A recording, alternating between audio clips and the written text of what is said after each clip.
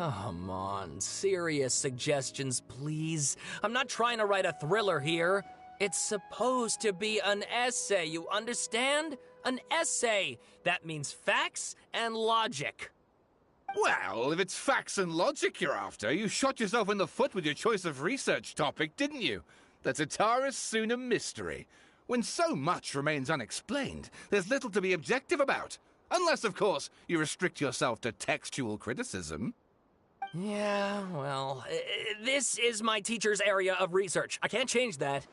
But it's fascinating enough without having to sensationalize it, don't you think? The strange location, the missing details, a mysterious person. I want to write my essay on something interesting, and I'm interested in getting to the bottom of all this. That's the only reason I came to you. Yes, you came to me, so all the more reason to take my advice. The fact is, it's the dramatization that will make people want to read it. There's no getting around that. Okay, but... Did one of them just mention Tatara Suna? But that's all the way in Inazuma! Is it just Paimon, or is it kinda unusual for someone in Sumeru to want to write a paper about that? Everyone here's just going about their business. Maybe it really is just Paimon. Guess people here are free to research pretty much anything. Great! Let's go find out what this Tatara Suna mystery is all about.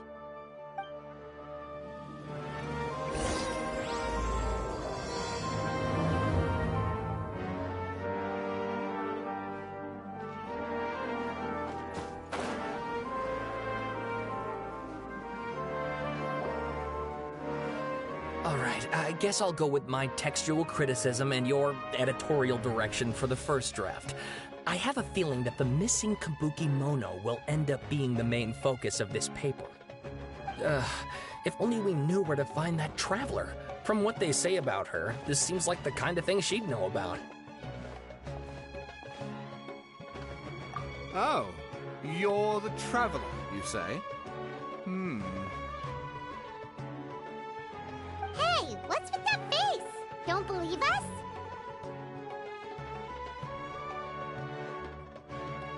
No, of course I believe you. Actually, I first heard about your great exploits when I was still in Inazuma. This is my first time coming face to face with you and your mysterious silver-haired companion.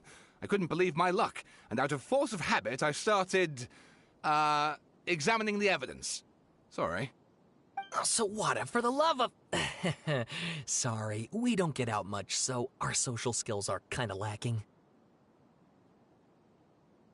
Traveler, I hear you've helped many people a great deal and been to many places. Would you be able to tell us about Tatara Suna?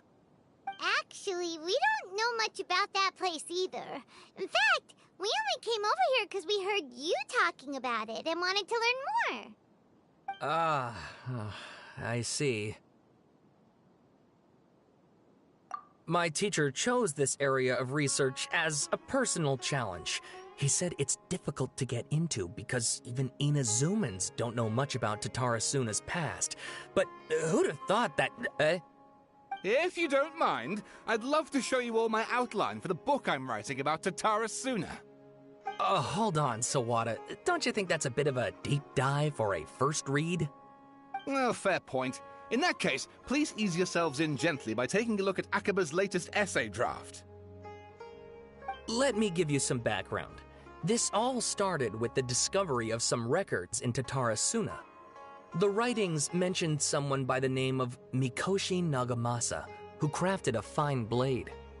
But in the end, he threw it into a fire to destroy it, and killed his servant Katsuragi. Why? Well, no one knows. Apart from the swordmaker, his servant, and the one who wrote this all down, the records also mention a Kabuki Mono. This seems to be an Inazuman word for an eccentric stranger, someone who dresses funny or acts in an unusual way. That's right. Akaba's teacher has spent quite some time researching these events on the ground. This Kabuki Mono lived in Tatara Suna for a while before disappearing without a trace, and shortly afterwards, as Akaba mentioned, things got pretty ugly. So first this strange person goes missing, then a murder happens? Seems kind of fishy to Paimon. Yes, my thoughts exactly. So I helped out too. I asked everyone I could think of if they knew anything about what happened back then. And wow! Did I get lucky! Stop shouting! This part's important. I just wanted to make it stand out. It just so happens that a friend of mine works at the government records office. He looked into it for me, and I can now confirm that all the aforementioned individuals did, in fact, live in Inazuma over 400 years ago. Even back then, Tatara Suna was already at the center of Inazuma's smelting industry. The man in charge was a government official named Niwa. Curiously enough, it seems like he went missing too.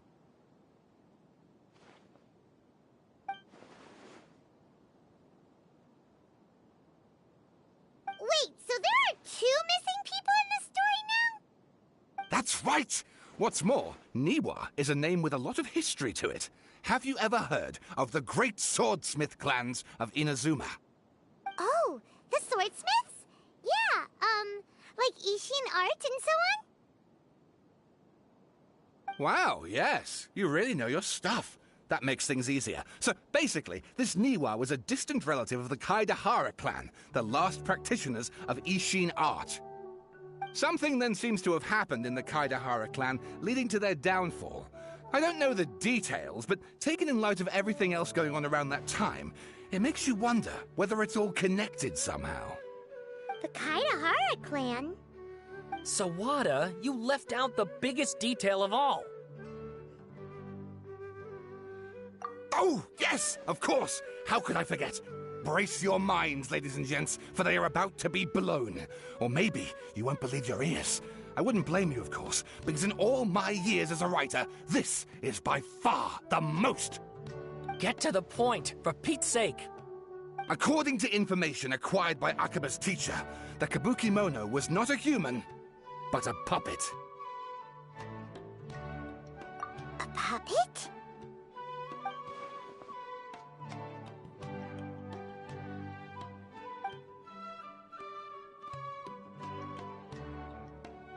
Aha! Judging by the looks on your faces, you do know something after all.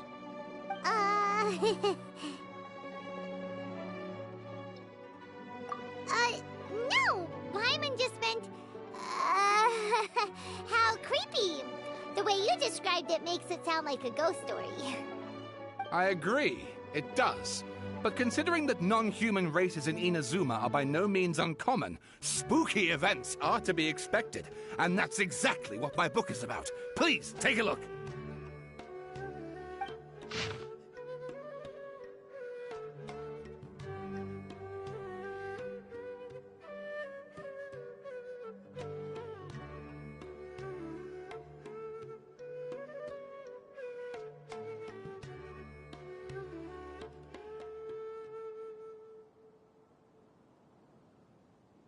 Oh, and please read my essay draft as well.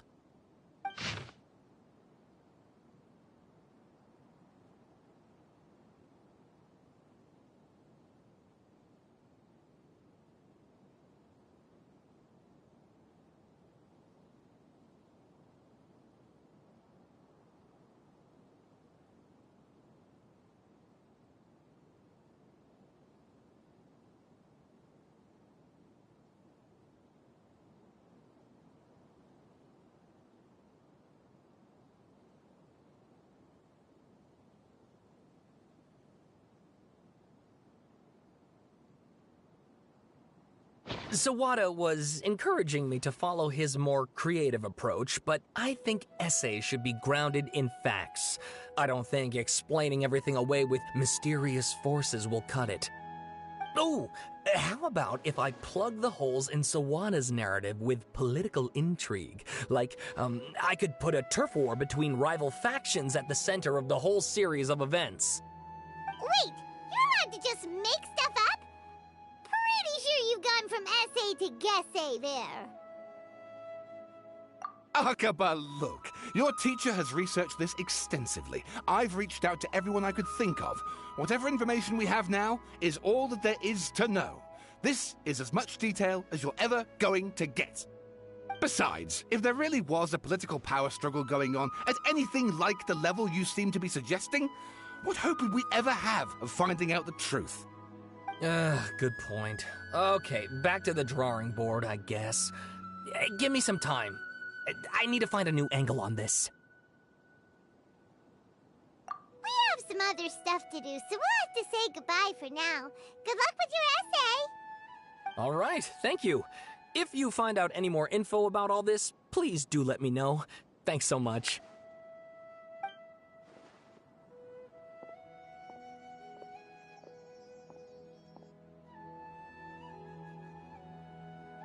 Hey, so that thing they were talking about, it has to do with the balladeer, doesn't it? Okay, then even if we did know something about it, we probably couldn't share it with them, huh? After all, we kicked his butt and got him locked up. Information about people like that is usually super confidential, isn't it? If you ask Paimon, Akaba should just pick a different topic. There must be as many essay topics as there are trees in the forest. There's no point in...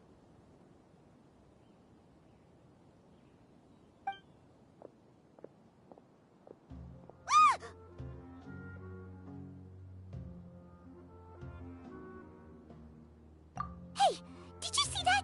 He literally just went by, over there. It looked like... the balladeer! No, it can't have been. He got locked up. Oh, quick, let's catch up and see.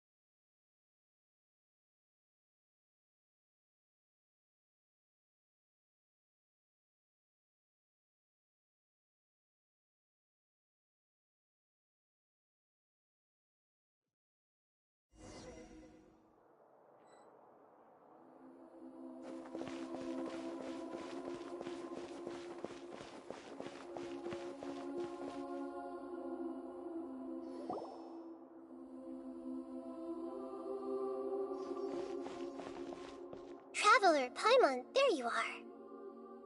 Nahida! Bad news. We just saw the balladeer strolling around in public. Did he escape or... Ah! It's him!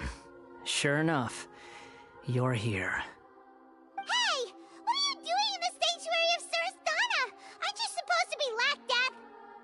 I know you must have a lot of questions. Please, allow me to explain. It was my idea to set the balladeer free.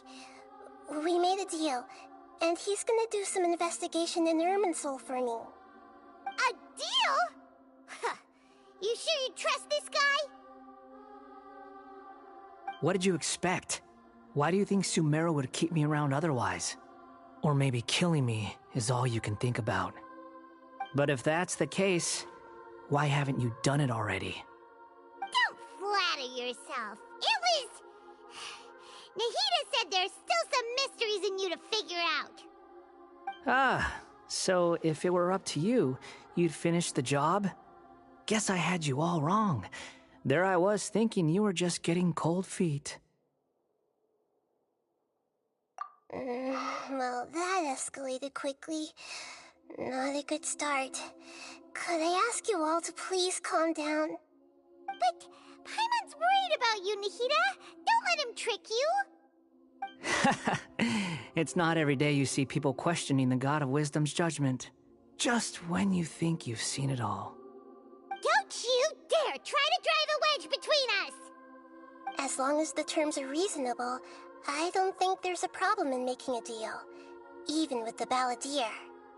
Well, I for one have no reason to doubt you. considering you even struck a deal with the doctor. Yes, one in which I gained valuable information. You'll come to understand more about that in the fullness of time. The Balladeer's power was all but completely spent after your battle. He's no longer strong enough to be a strategic threat to us. That puts him in quite a precarious position. Plus, he's a former Harbinger with knowledge of many of the Fatui's sensitive secrets. Being stuck here in Sumeru could make him a sitting duck, depending on how the Fatui plan to respond. Wait a second. Former? You mean he's not a Harbinger anymore? I take no pleasure in saying this, but it seems as if the doctor had no intention of welcoming back a loser, so... Sometimes it's you using them, other times it's them using you.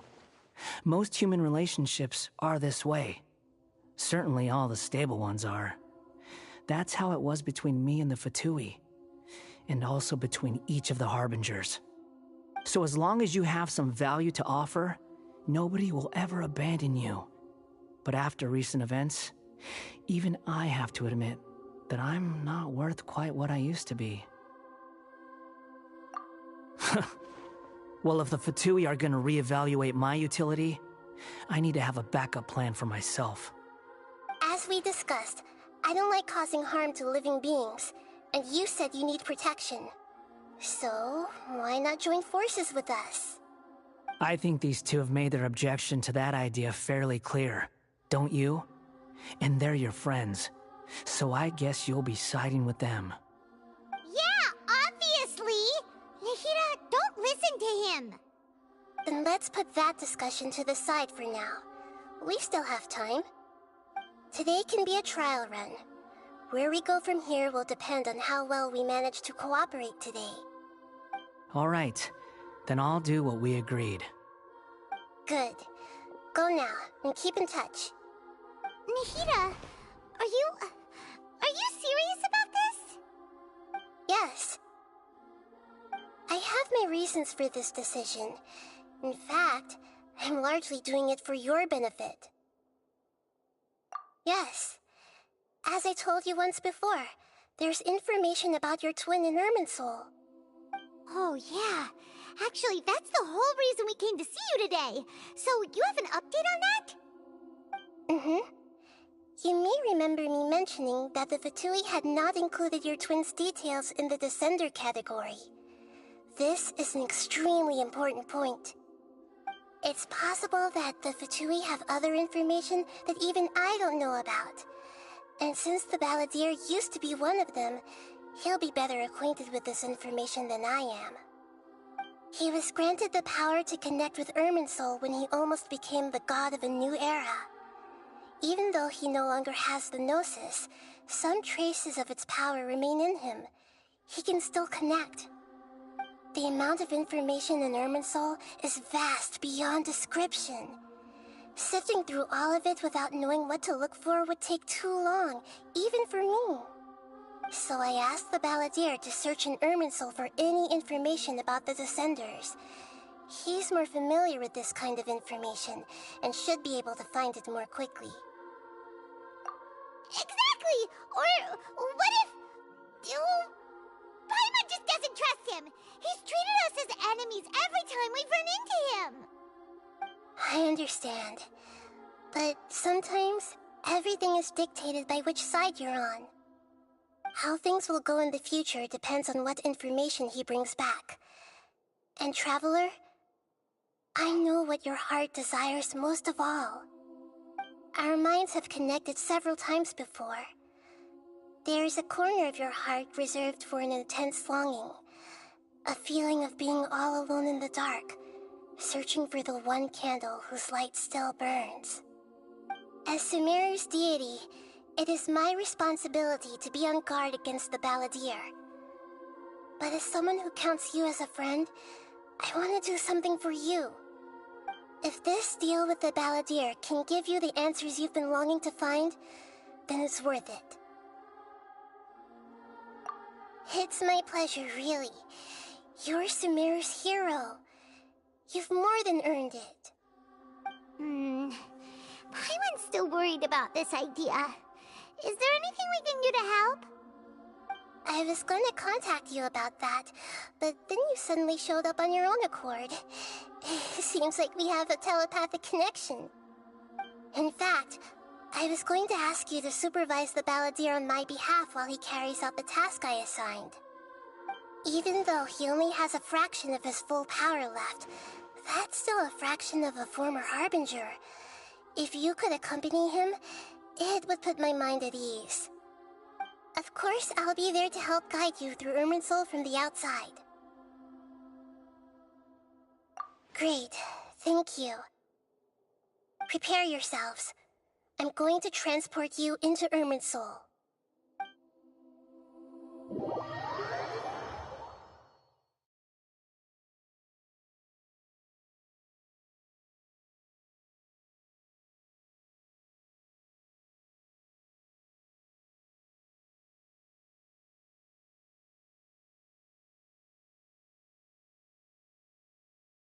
Wow, it looks pretty different here compared to last time. The colors are gentler. Guess that must be because Sumeru's at peace now.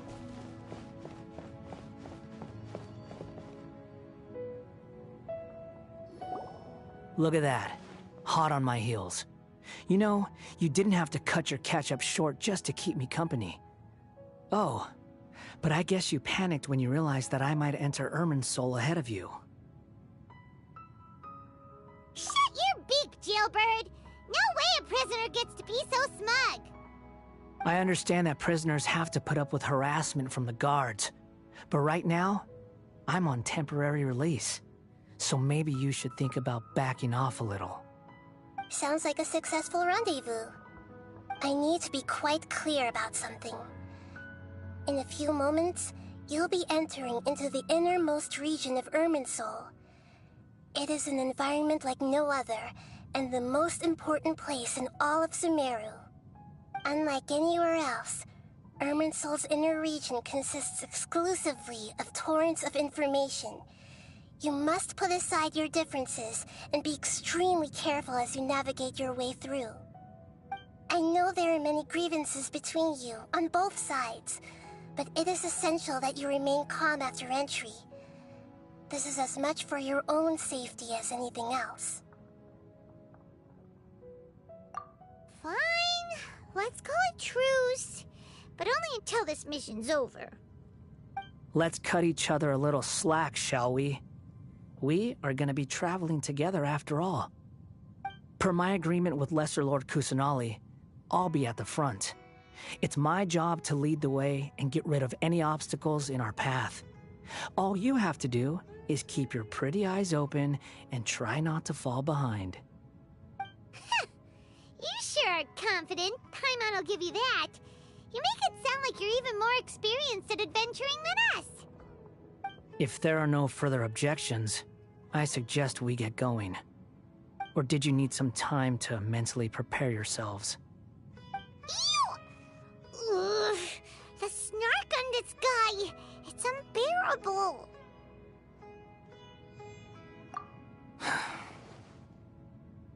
We can start now. Irminsul access granted. Initiating connection procedure. Is this a small sapling? Oh, darn it! Come on, let's catch up with him.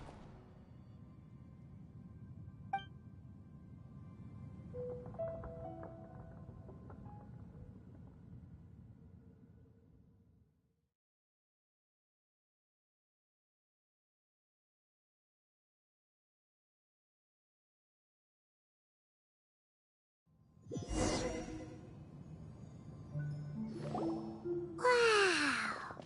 So this is the inside of Irminsul. Ooh! Paimon's never seen anything like this. And it feels like a sacred place. Irminsul is closely intertwined with the entirety of Teyvat. Every bit of information flowing here means something. Pick your jaws up off the floor. It's time to go. Why is it that Paimon just wants to do the opposite of everything he says? Lesser Lord Kusanali, we will now proceed to the heart of Irminsul. Can you still sense where the heart of Irminsul is? Yes. Permission to begin searching for information there? Permission granted. Go ahead. Let's go. Stay close. Don't go running off. Hey, so, say we did go running off in here. What would happen? What are you smirking at? I was just imagining the look on your travel companion's face if you went and got lost. Anything's possible in here. You can't rule anything out. So if you want to stay safe, your best option is to stick close to me.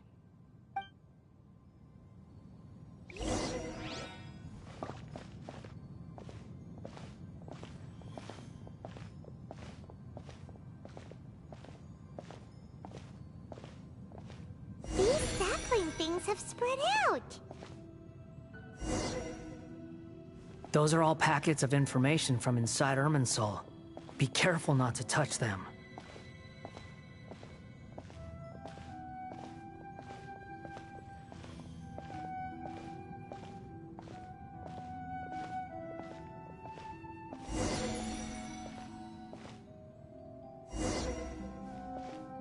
It looks the same in every direction.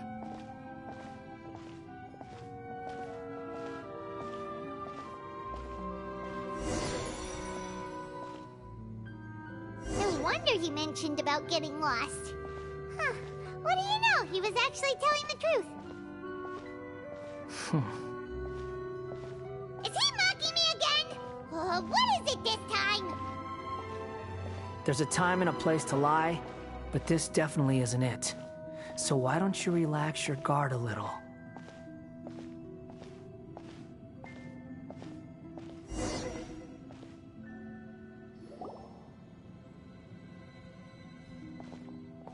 We're here.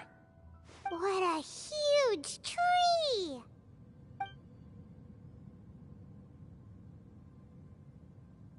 Lesser Lord Kusanali. Good, you made it.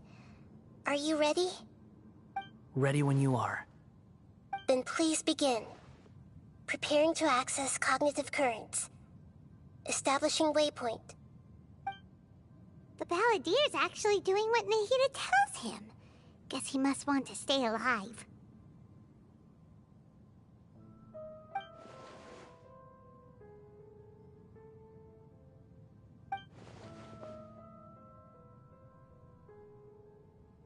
The rest is up to you.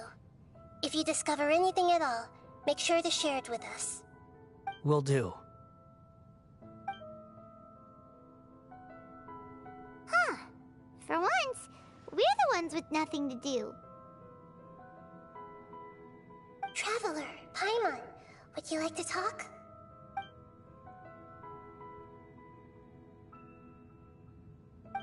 Yes, I've also invited Paimon to join. Huh? What the? We can talk to each other inside our heads?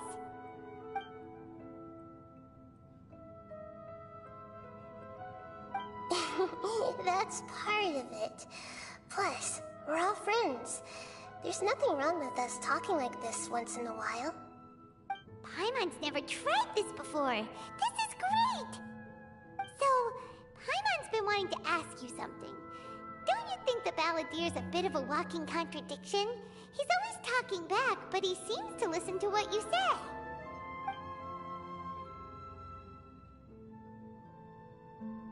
As I've told you before, there are still some mysteries for him to resolve. Things that are clear as day to me, but that he has yet to understand. Perhaps today will be the day that he finds some answers.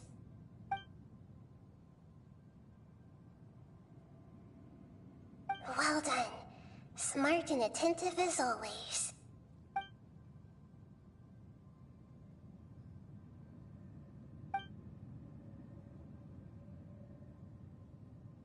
So, you made contact with that part of his mind. Well, it's true. Betrayal turned the Balladeer into the person he is today. Huh. Paimon thought nothing could get under that guy's skin. Turns out, he can get hurt and angry just like anyone else. Everyone has a history, Paimon. Even if you're a puppet created by the Electro Archon. Speaking of puppets, we ran into two people at the Academia today talking about an essay. Turns out their topic was about the Tatara Suna incident. Nahida, do you know anything about that? If you mean the mysterious events, the Kabuki Mono and so on, yes. I know about all of that. Really? Because from what they were saying, it sounded like lots of Tatara Suna's history is still unexplained. And most of the information we have now is just from people filling the gaps with their imagination. At least that's what they thought.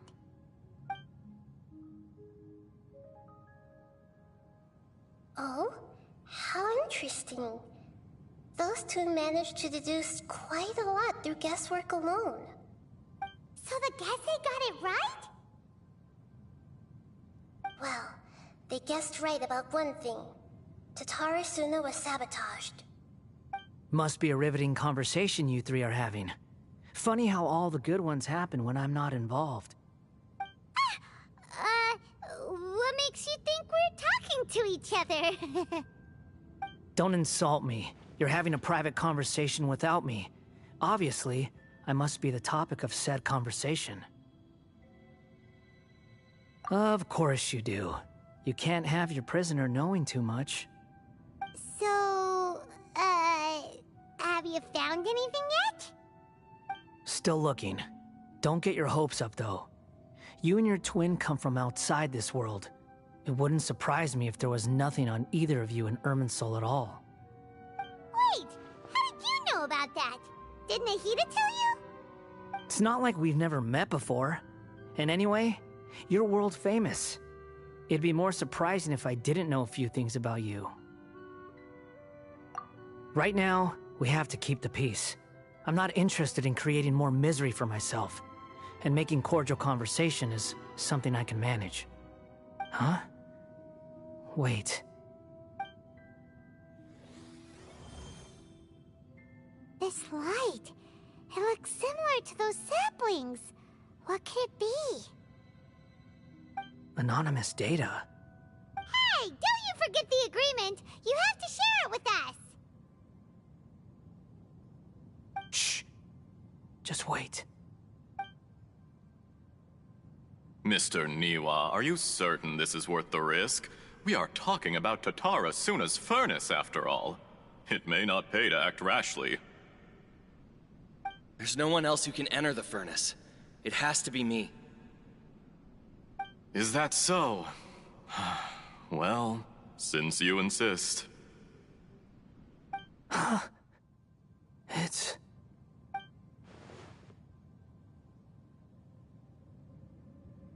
Whoa!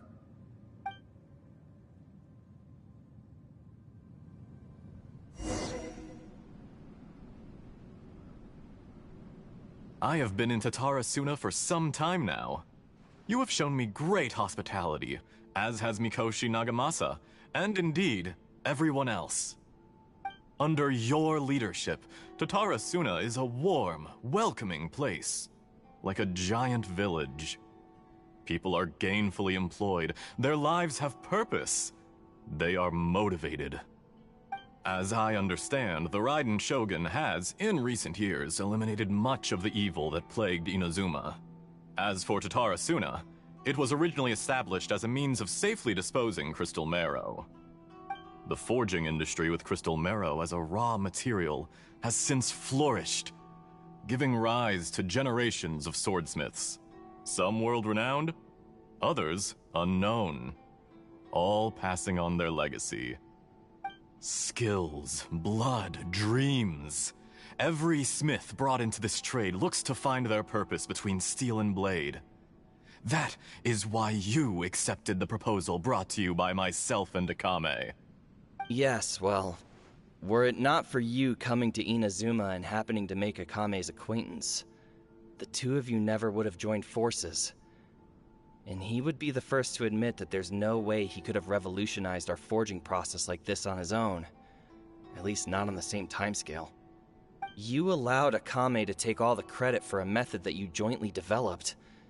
He sold it to me, and now every piece of ore here is smelted using the new technique. Even now, you remain one of Tatara Suna's key consultants, working right here alongside us. I believe it is you, sir, who are truly responsible for the changes in our manufacturing and forging methods. You flatter me. From the outset, I saw much that was commendable in the forging industry of Inazuma, and it has been my great honor to befriend you all. So you say, Escher.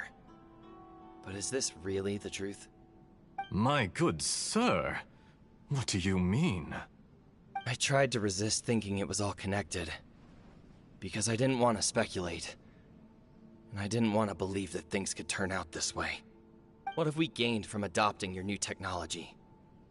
Ominous black smoke? Mounting production problems? Worker fatigue and casualties are up and continuing to rise at an alarming rate. And recently, as you well know, someone died because of that strange filth inside the furnace. We've kept the truth from spreading outside, but still, I suspect you understand it better than I do. None of the people who went out to get help have come back. Now, our mutual friend, the Kabuki Mono, is taking the Golden Feather to Narukami Island to seek an audience with Shogun. This is our last hope. But that doesn't faze you, does it, Escher? Nothing does. Otherwise, why would you still be standing there with that smile on your face? I'm just surprised that you finally chose to be so sincere. I'm sure you've been harboring these suspicions for quite some time. Mikoshi Nagamasa may have noticed that there was one common denominator among all these events. Namely you, Escher.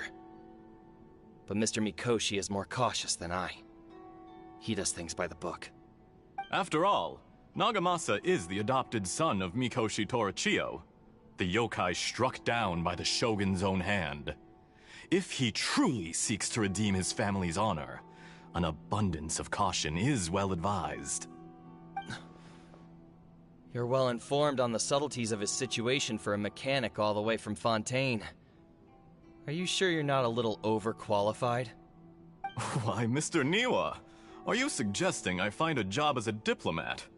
Sadly, I am so very attached to my craft. Enough, Escher. I'm here because an evil force is raging inside the furnace.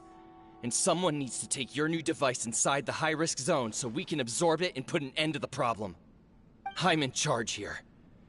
And I'm about to take some responsibility and head inside. Probably to my death. But what about you? What are you still doing here?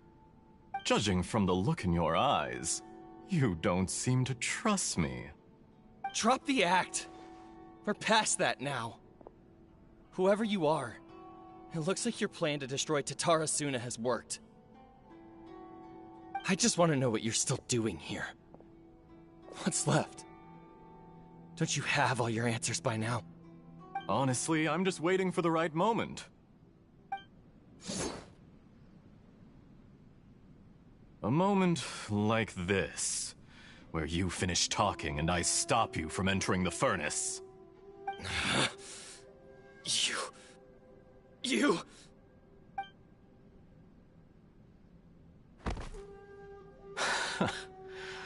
You're a little smarter than I initially gave you credit for.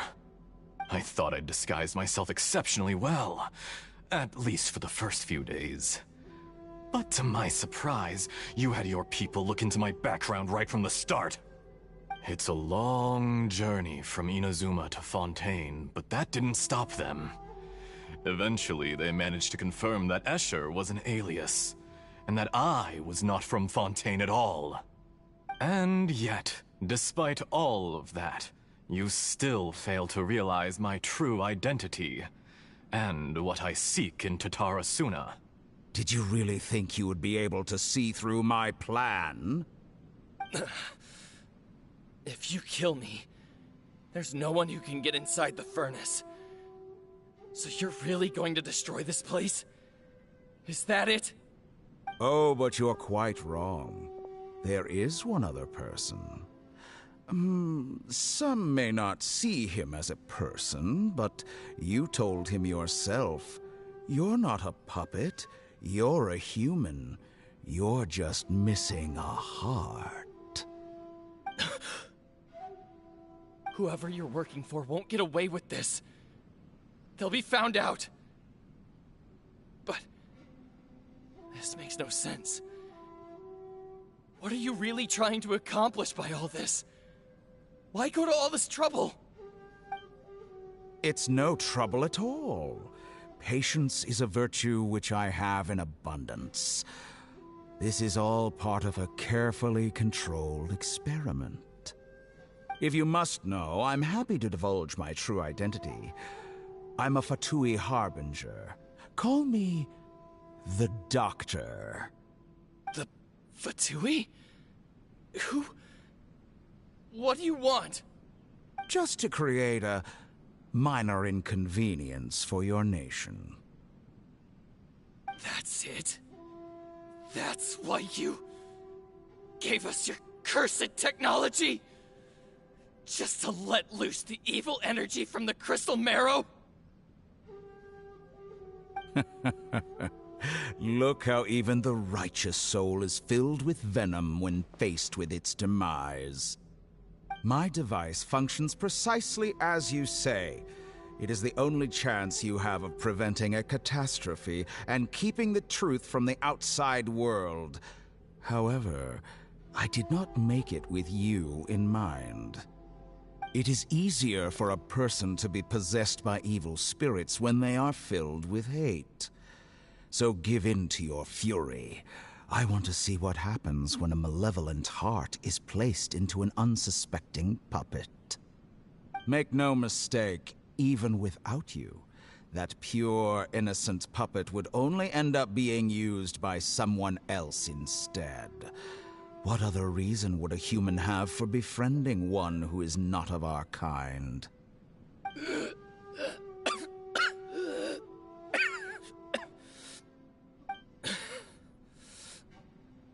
If you give him my heart, tell him that both Nagamasa and I see him as one of us.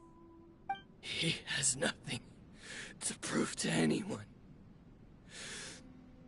Because not everyone just wants to use other people.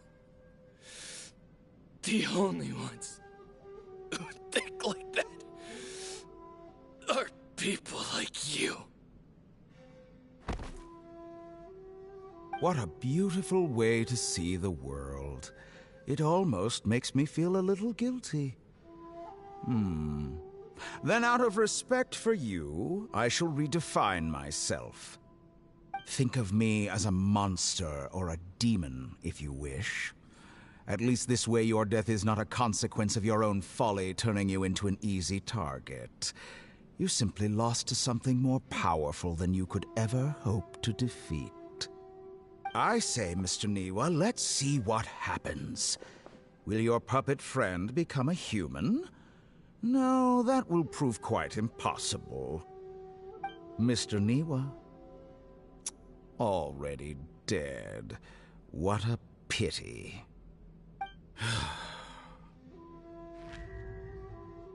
Jester, I have completed the task you gave me.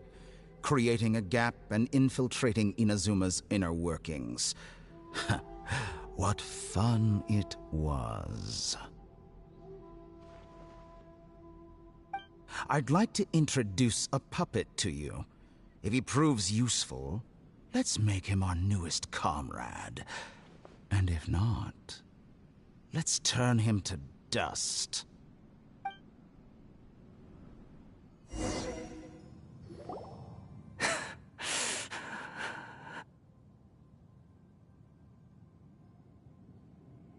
Hey, are you alright? Dottore? Dottore!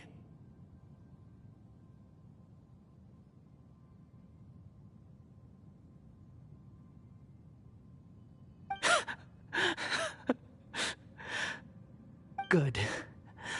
Good. Was that the doctor? Did he turn into a mechanic from Fontaine? But why did we see things from his perspective?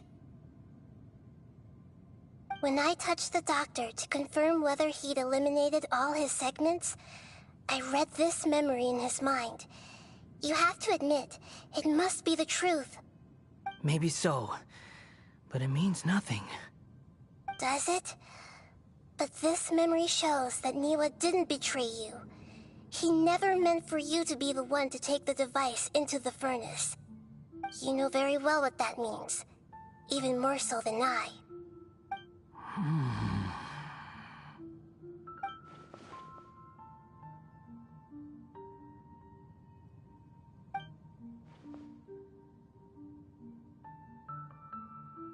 Let's give him some space. He looks really mad. Paimon doesn't want to be anywhere near him right now. We need to give him some time to process his emotions. Paimon's still confused about the Tatarasuna incident.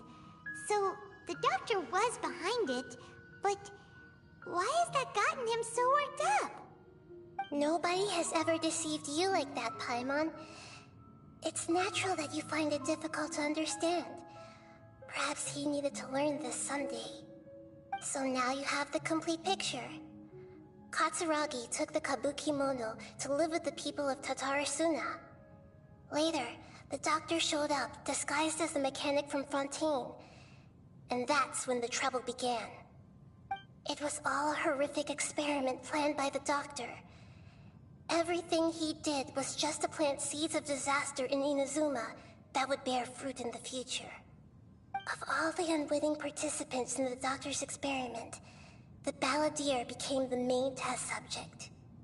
After the events you just saw in that memory, the doctor put Niwa's heart into the device and handed it to the balladeer.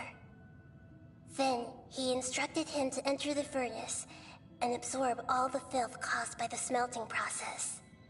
The load was far beyond what he expected, but the balladeer survived. He left the furnace in sheer exhaustion and said to the mechanic, "This device seems to have protected me. What's in it?" The mechanic answered, "Niwa fled this place for fear of punishment, but he left you a gift. He said it's the one thing that you've been looking for."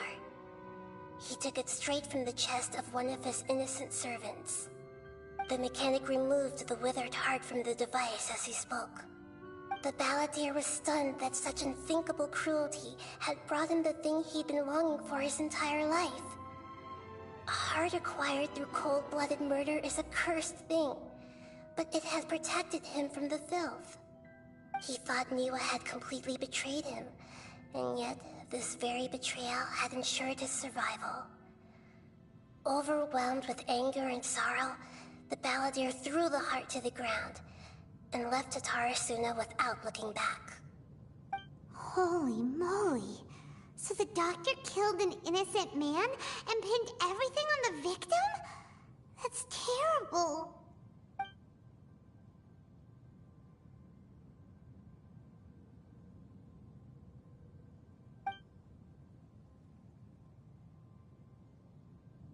Yes. Only if he understands this can he choose a new path forward.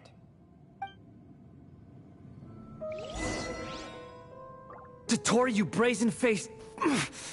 Niwa didn't run from justice. You killed him.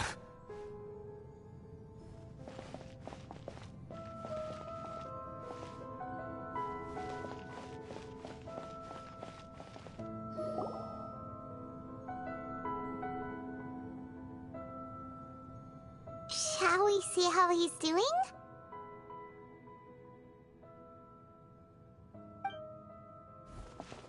Hey, you alright? That's a scary expression. Are you worried about me? If we didn't have such a history, I'd almost think that qualifies me to be your friend.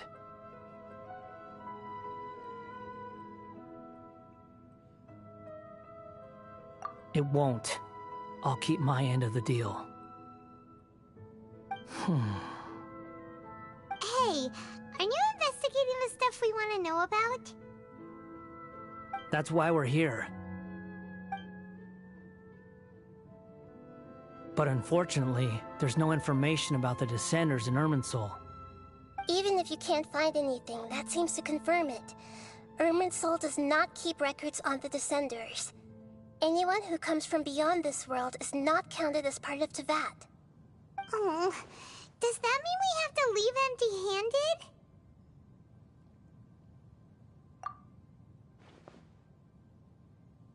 Don't thank me just yet. You look really upset. Well, since Irminsul was a dead end, I guess I can share some other info that might interest you. Huh? About what? The reason why there are records about your brother in Irminsul. It might have something to do with Conria. Apparently, Conria was his first destination when he arrived in this world. Plus, he only came to this world because the heavens responded to the summoning. The heavens responded? The Jester told me this himself. You can take his word on this. He was a royal mage in Conria, and lived with your brother for a time. I don't know the details. It's up to you whether you want to believe me. All I can say is, I wouldn't lie to you about this. Did you get all that, Lesser Lord Kusanali? Yes. Astonishing news. Does this info count towards my mission? It wasn't from Irminsul, but was it valuable? Very valuable. Good. In that case, I'll take some time for myself now. Huh? What have you done? Lesser Lord Kusanali was right. My power's all but completely spent. Even if I use all of the divine power left in me, I can't sustain this shield for very long. I shared a secret with you, and now you owe me. So in return, I'd like you to answer a question for me. Give me your hand.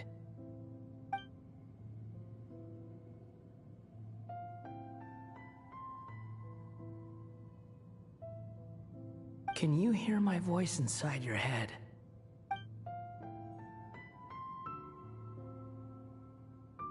No, I can't do anything like that anymore. At most, all I can do is exchange a few words with you. So tell me, in this world, is it possible to change the past?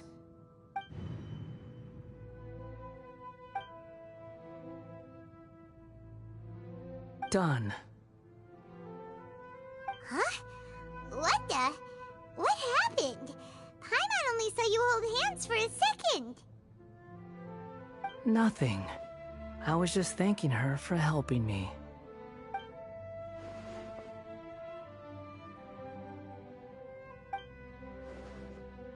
So long. I suggest you get yourselves out of here quickly. Where are you going? Hey, wait up! Didn't you say not to go running off? Fast reaction time. But I don't think we'll be seeing each other again. From this day forth, the names Balladeer and Kabukimono will cease to exist. Those who died in Tatarasuna because of me deserve another chance at life. Hey, Balladeer! Don't do anything stupid! You know, I never did like insects. Hordes of the puny things swarming together can be a real nuisance. And I enjoy nothing more than to stamp them out like the pests they are. But if a colony of harmless ants isn't threatening anyone, I guess they deserve to be left alone. Luckily, everything can be set right. It's time to solve this once and for all. Balladeer! Balladeer! Uh-oh, he disappeared. Come on, we gotta find him somehow.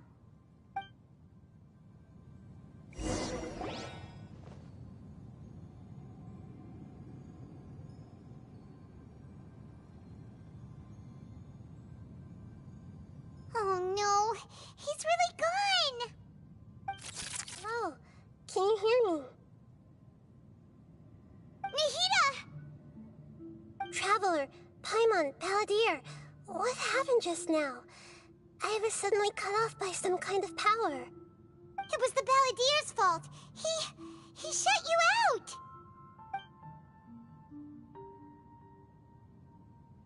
I didn't think he'd be capable of something like that with so little power left. Did he keep some of his power hidden when he was defeated? Or did he achieve something beyond his abilities, and it took everything he had? Where the heck did he go? Ugh, it's all our fault. We were supposed to keep an eye on him.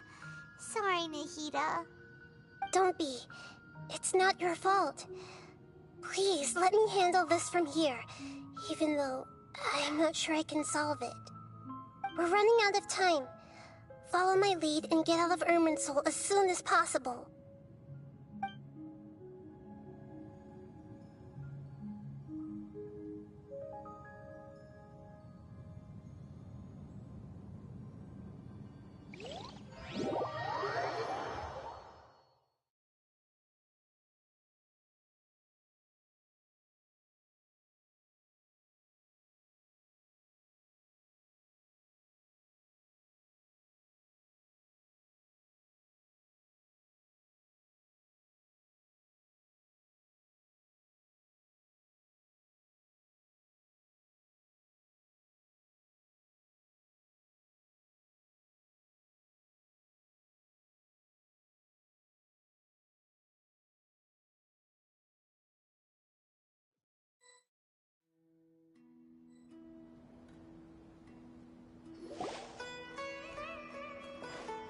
We're out!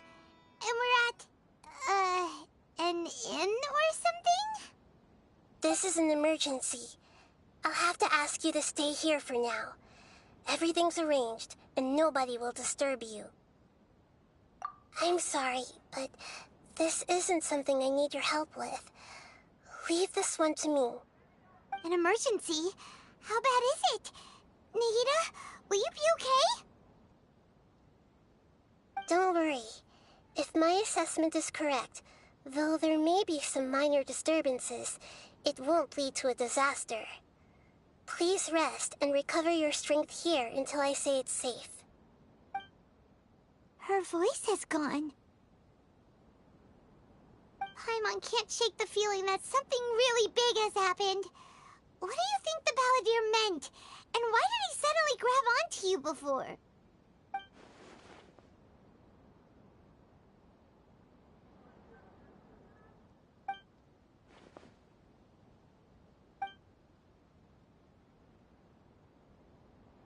He wants to change the past? But surely that's impossible! Right! You can't just rewrite history! All that stuff happened already in real life! It's like, imagine Paimon drank all the water in this inn. Even if no one was there to see it, Paimon would sure as heck remember drinking it! So, why does Paimon still have a bad feeling about this? Paimon can't help but feel scared about what he might do. Oh, Paimon's so confused. Huh? Ah! Sorry, Paimon accidentally... It's the Balladeer's fault for causing Paimon all this mental stress. But erasing yourself from history? It's unthinkable. Is that really possible in Irminsul? Uh-oh. Paimon's head is overheating from trying to understand what he's up to. And it's still not working. Ugh. Paimon's had it with that little brat. He's been nothing but trouble ever since we met him. There's no way he'll actually succeed, right? Otherwise, won't everyone who's connected to him be affected too?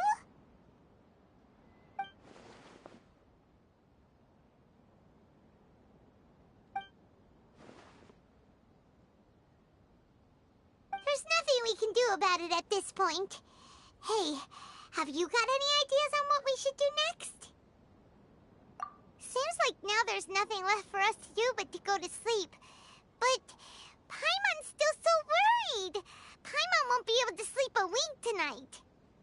So, how about, we list all our favorite foods to take our mind off things? Heck, if that doesn't work, Paimon's probably gonna collapse of anxiety here. Alright, Paimon will start. First dish. Munstack grilled fish. Oh, and chicken mushroom skewers. Tea break pancakes. Cream stew. Sauteed matsutake.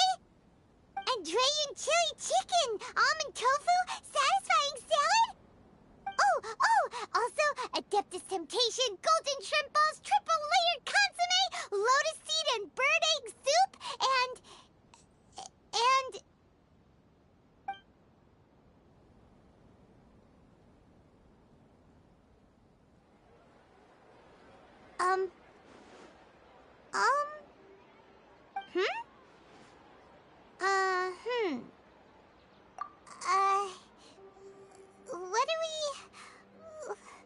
What was Paimon supposed to be doing just now?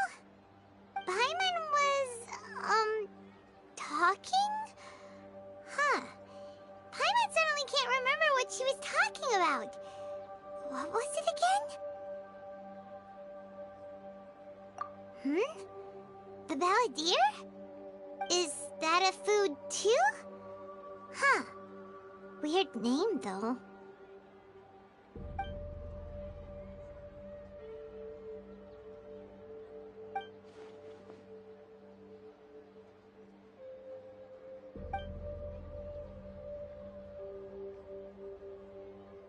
What's wrong?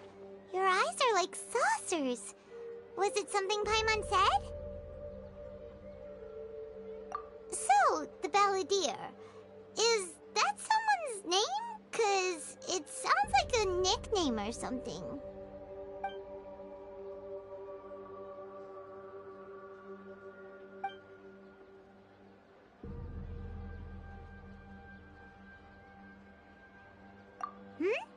Okay, sure. Where are we going? Huh?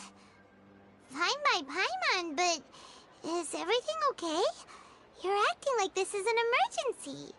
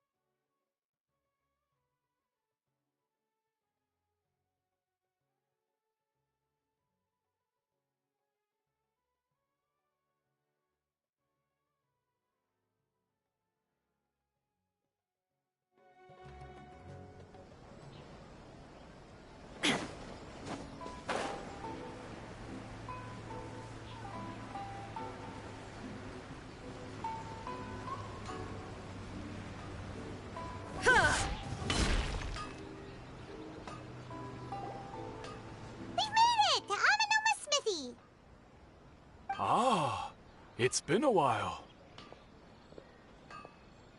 Of course. Go ahead. No. Now there's a question I wasn't expecting. Very well. I'll tell you what I know once more.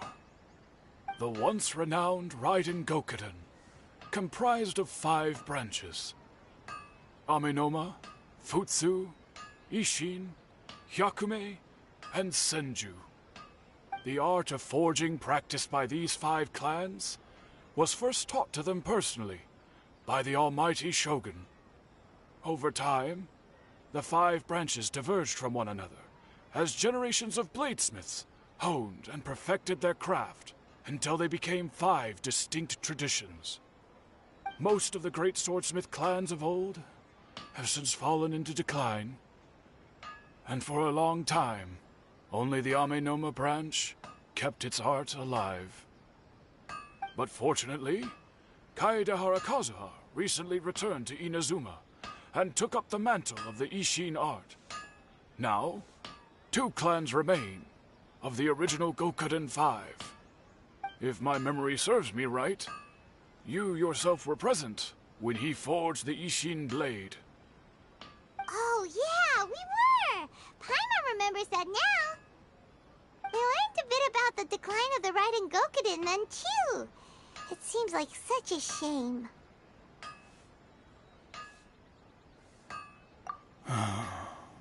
That, my friends, is a tragic tale indeed. In fact, this was not made known to me for most of my life. All these years, I knew of those great clans' demise, but never the cause. Only recently, when the question was on my mind, did I ask Kaedehara Kazuha about this. He told me that, as we are both heirs to a branch of the Raiden Gokuden, it was right that I should know the truth. There is no harm in telling you, but I must warn you. It is a dark and sorrowful tale.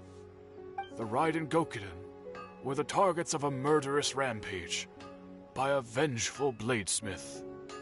Vengeful? Why? 400 years ago, so I'm told, there was a catastrophic malfunction in Tatarasuna's furnace. One brave swordsmith heard the commotion and chose not to flee, but he rushed to the scene, hoping to prevent a disaster. Tatarasuna was home to a state-of-the-art forging and smelting operation in that day, and overseeing it was the armory officer. His surname was Niwa, though he had family ties to the Kaedehara clan. Knowing that they had just one chance to save countless lives, Mr. Niwa and the swordsmith leaped together into the furnace. The furnace quickly stabilized, but neither of them made it out. The smith's death, though heroic, dealt a devastating blow to his family's fortunes. His orphaned son was left to fend for himself, and grew up deeply resentful at the world. In his heart, the whole of Inazuma was culpable in his tragedy. He hated the almighty Shogun for her apparent indifference towards his father's death, and he hated everyone who had done nothing to try and save him. Powerless and destitute, the only legacy he had to pass on to his children was his hatred. Generation after generation bore this grudge, living in utter misery. Alas, if only the story could have ended there. But 100 years ago, the then head of this family reached the end of his wits. He could bear their fate no longer, and yet he could do nothing to change it. Finally, he made a drastic decision to take revenge on the Raiden Gokuden. In doing so, he sought to vent his pent-up anger and shake the very foundations of Inazuma's forging industry. In his fury, he murdered indiscriminately, killing even bladesmiths from the Hyakume clan, which he belonged to.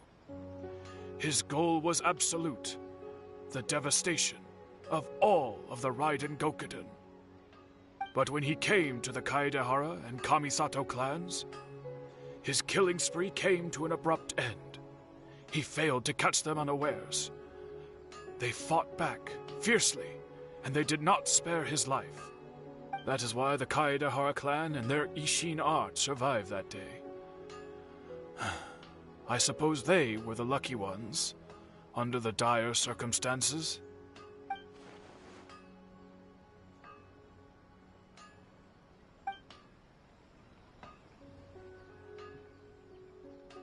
Was there anything else you wanted to ask?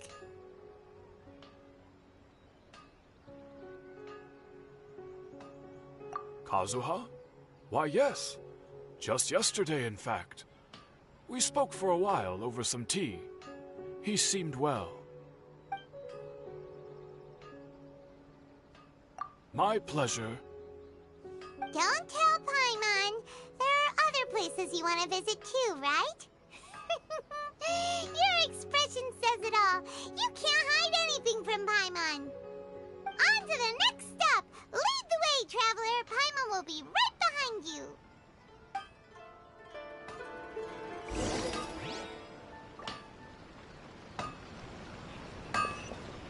How can I improve?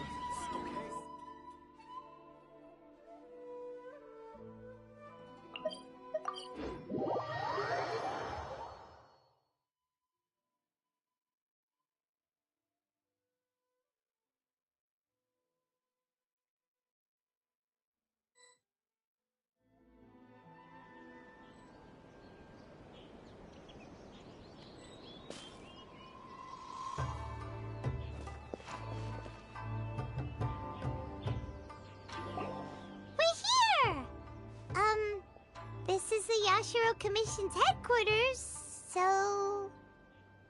Traveler, it's been a while.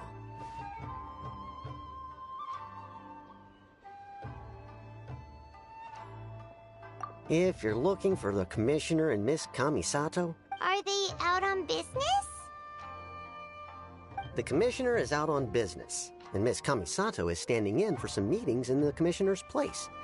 If it's urgent, you're welcome to wait inside until they get back. What do you think?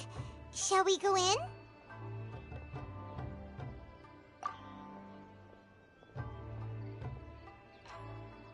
If it were anyone else, I couldn't allow it. But seeing as you're so close with the Commissioner and Miss Kamisato, I think it should be okay. We'll be heading in then. Thanks!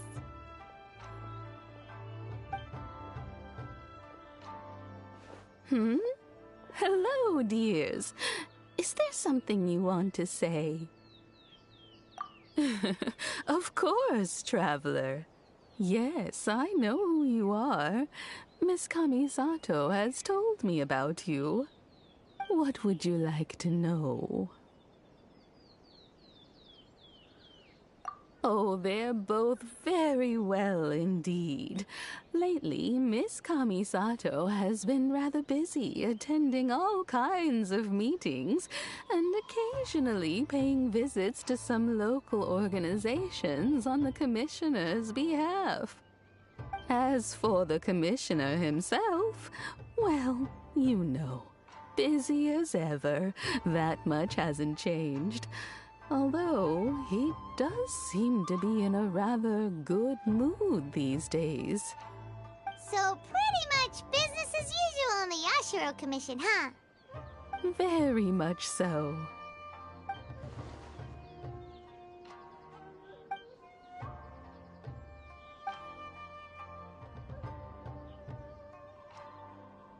Well, got any more questions? You're very welcome. In fact, I would love nothing more than for you to come and visit more often. But I'm sure you must be far too busy to have time for that.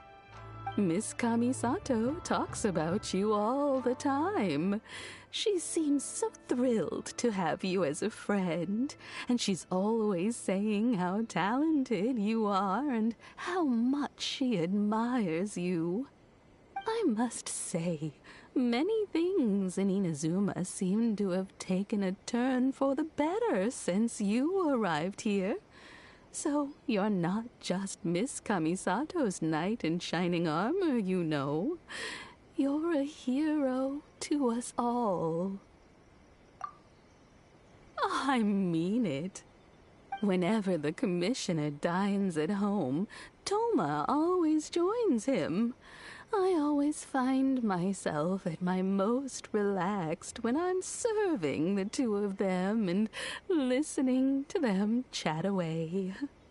The commissioner has such a busy schedule that he doesn't always have the chance to take his meals at home, but given the opportunity, he always prefers to dine here. They say it's because Toma's a much better chef than most. Oh, the commissioner is so fond of home comforts. They get to talking about you sometimes, too, you know. Always with a very fond tone. The way one would talk about dear old friends around whom one can truly be themselves. Miss Kamisato occasionally joins them as well. Whenever the whole family gets together and they start talking about people they've met and experiences they've had, you always get a mention. It's been many years now since the late Mr. and Mrs. Kamisato passed away. Much has happened in the Kamisato clan in that time. As someone who is old and gray enough to have watched their son and daughter grow up, it makes me so happy to see them meet a dependable friend whose company they enjoy so much. So, in the future, if you ever do have the time, please know you are always very welcome at the Yashiro Commission headquarters. There will always be at least one old lady who would be delighted to... Wonderful. Thank you. Paimon likes it here, too. Also, you were saying something about the food here being really great. Paimon's itching to try it. We may just have to invite ourselves around for dinner sometime. Paimon meant we should come pay a visit again real soon. Ideally around dinner time. Of course. You're always welcome. Alright, goodbye for now. Where are we going next?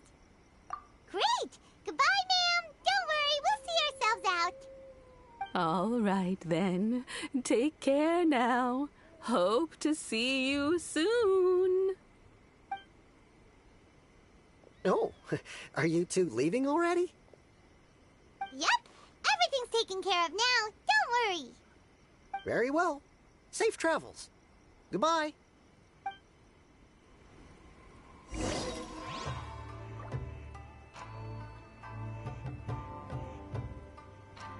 sure the Kamisato clan will be fine.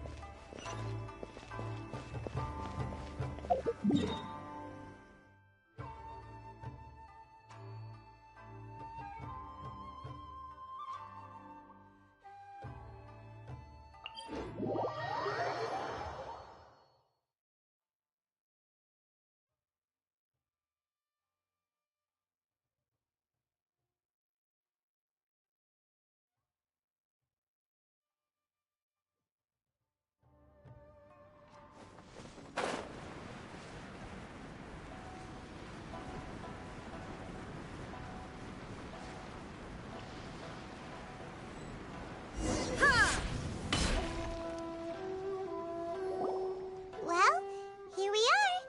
But what are we looking for? Something or someone? Do my eyes deceive me, or is that the Traveler and Paimon? Xavier, what are you doing here? I was in the general area, and now I'm in this specific area. There, that's me. So what about you two? We have some questions and thought you might be able to help. Certainly do. I've researched the furnace here in some depth. If there's anything you want to know, just ask away. Like the back of my hand. Make no mistake, I have been here a good many times before. Not only that, but I've met people in Inazuma whose families used to live in Tatarasuna years ago. They said it's all true, the history here. Oh, well, it's a long story, don't you know? The tale of Tatarasuna starts a long time ago. I'm told that its history is one of the most foremost forging and smelting operations in the nation, goes back around 1,000 years.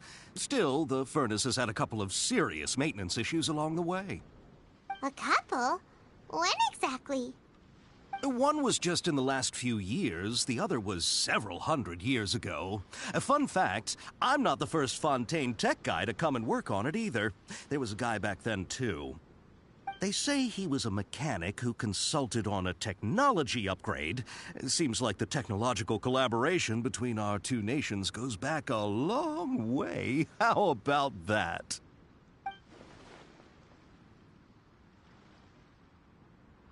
Hey, weren't you gonna ask Xavier? Oh, I didn't realize you two were here for a history lesson. Me neither. Paimon doesn't know what's gotten into this one today. Feels like we've been preparing for a history exam or something. What brought this on? Did you just wake up today with a sudden burning desire for historical knowledge? Sure, go ahead. A kabuki mono? No, I can't say that I have. I do know the word, Inazuman for those eccentric types who always go around dressed to the nines. Just the sort of person that I'd like to meet, actually. But sadly, I've never had the pleasure, nor have I come across anything to do with a kabuki mono where Tatarasuna is concerned.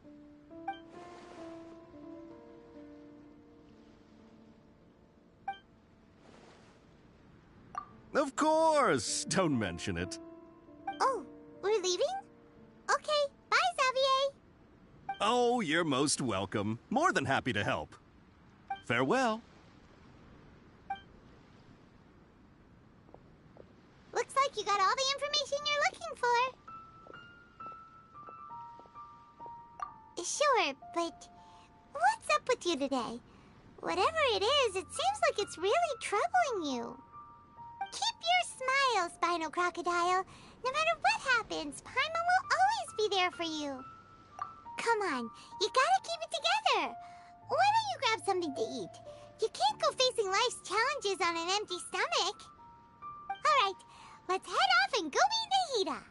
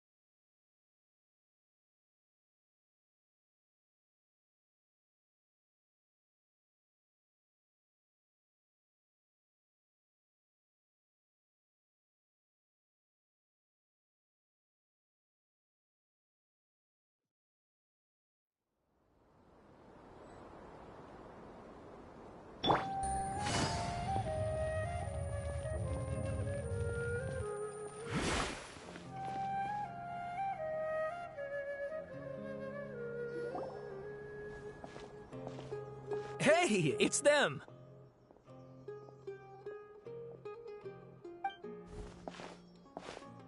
Akaba, so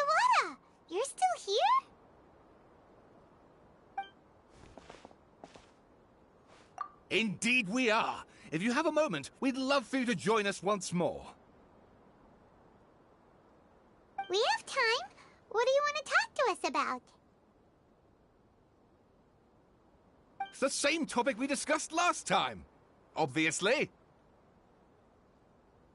Still looking for more info about Tatarasuna, huh? Should we join them?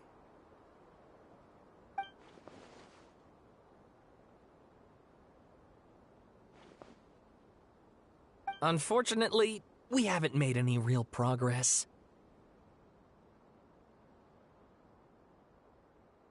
Huh? Oh, of course.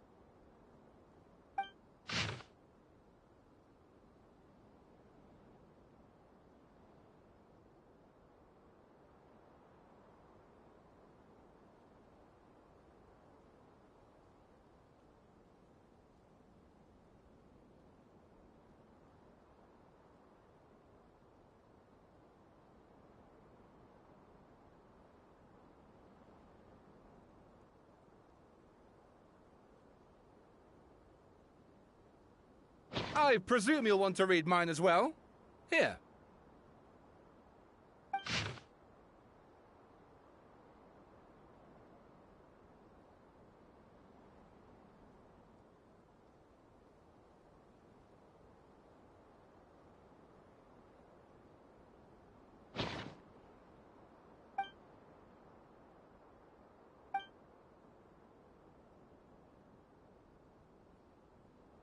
Well, what do you think? Hey, Traveler. Remember how last time Akaba was saying how he wished he could gather more information about all this? Well, we just got back from Inazuma. So how about we tell them what we learned? What did you find out? Something big? It's a long story. Basically, we have some friends in Inazuma, and...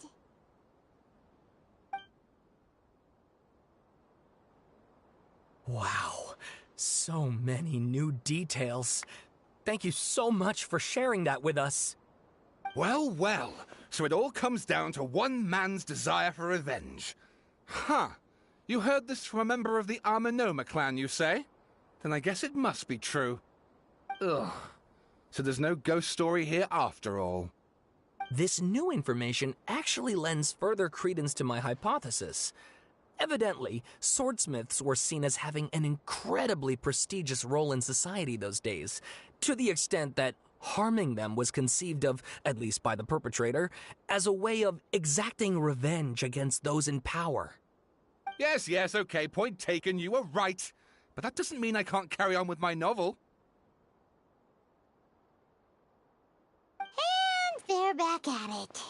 These guys are really into this. Oh, so sorry. Look at us, prattling on about our projects and ignoring you. Thank you so much for the information.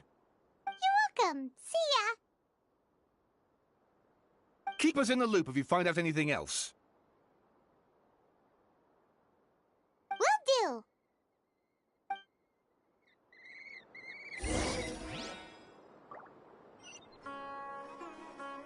Take it easy.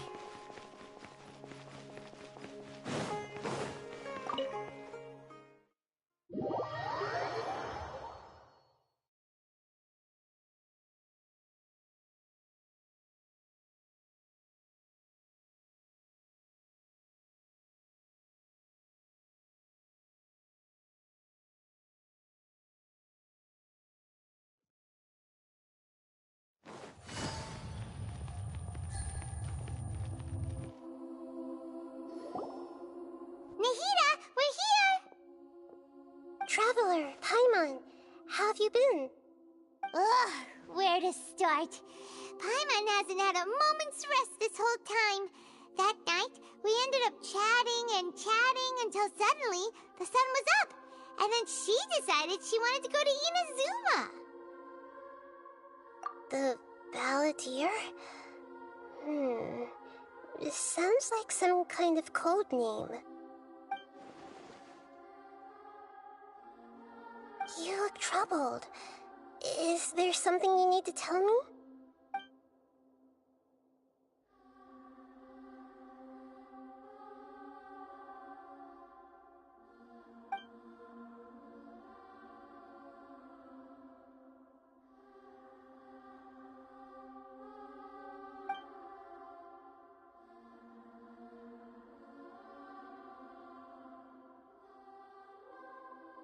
Traveler? Hey, what's wrong? You look so upset.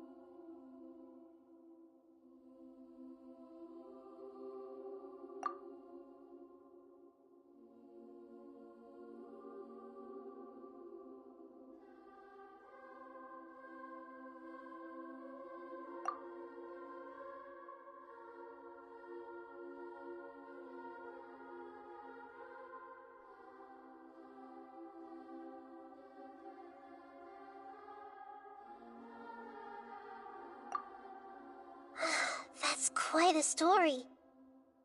So, this puppet known as the Balladeer erased himself from Irminsul, hoping that he could change the past. But how was he even able to do that? As the Traveler said, he very nearly became Sumeru's deity. Admittedly, I remember it a little differently. I don't recall finding anyone inside the machine after we defeated it. Nevertheless, it does make sense. If someone were to successfully erase themselves from Irminsul, the world would change to reflect the new reality. So, you believe this person really existed, and we just don't remember him because... well, because he literally changed the world? Yes. Theoretically speaking, it is possible to do this. But I'm struggling to imagine the kind of person who would dare go through with it. The Traveler comes from a world beyond Javat. That's why there's no information about her in Irminsul, and it also explains why any changes to Irminsul wouldn't affect her. So if there's anyone in the world capable of retaining memories from a past that has been rewritten, it's you.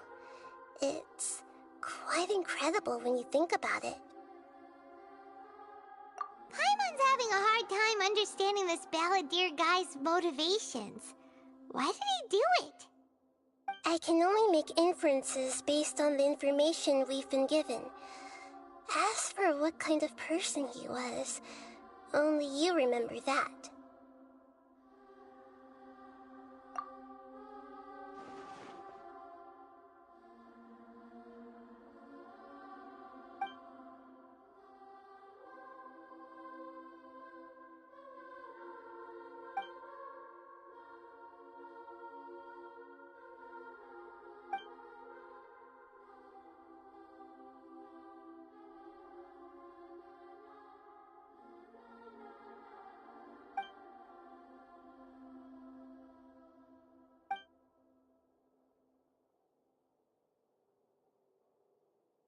Something else worrying you?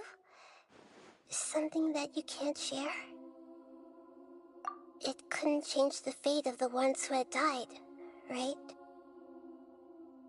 Once the Balladeer realized he hadn't been betrayed after all, it must have completely changed his view of the people of Tatarasuna.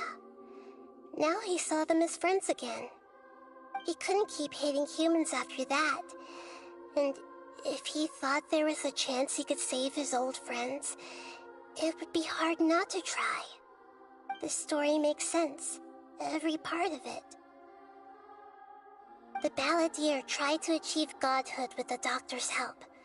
He was unsuccessful, but retained the power to connect with Irminsul. That power then enabled him to change what was recorded in Irminsul and erase himself, even though he didn't have much strength left. Yeah, it does make sense, but it still ended in tragedy for his friends. It just feels so hopeless. He gave everything to do this, but it seems like he got nothing in return.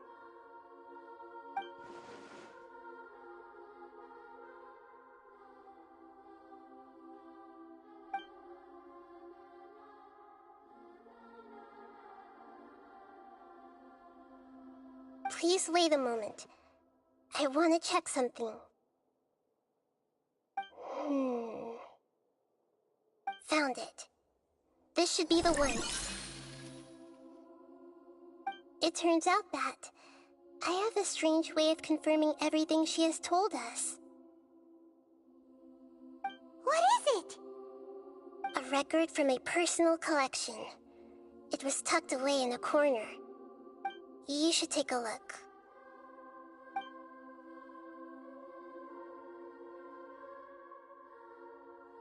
Is this a fairy tale? Who wrote it? I authored this record myself. Huh? When combined with the Traveler's narrative, it's clear that this story is an allegory. Everything in it is a symbol for something else. Hold on. So this record survived from the past? Yes. Any information about the balladeer or the kabuki-mono in other records will have been changed. But I wrote this story in a way that means it was left intact. Changing the information in Irminsul changes to that. But Irminsul can't change information that was well hidden in advance. I guess I must have written this story as a backup before the balladeer entered Irminsul. That's incredible! What a great idea! And sending the Traveler into Irminsul with the balladeer must have been a further precaution. I knew she'd remember everything. This story is abstract enough that it still resonates with the present information recorded in Irminsul. But if we connect all the different pieces together, the true story that emerges is the one she told us. The now erased life of the balladeer.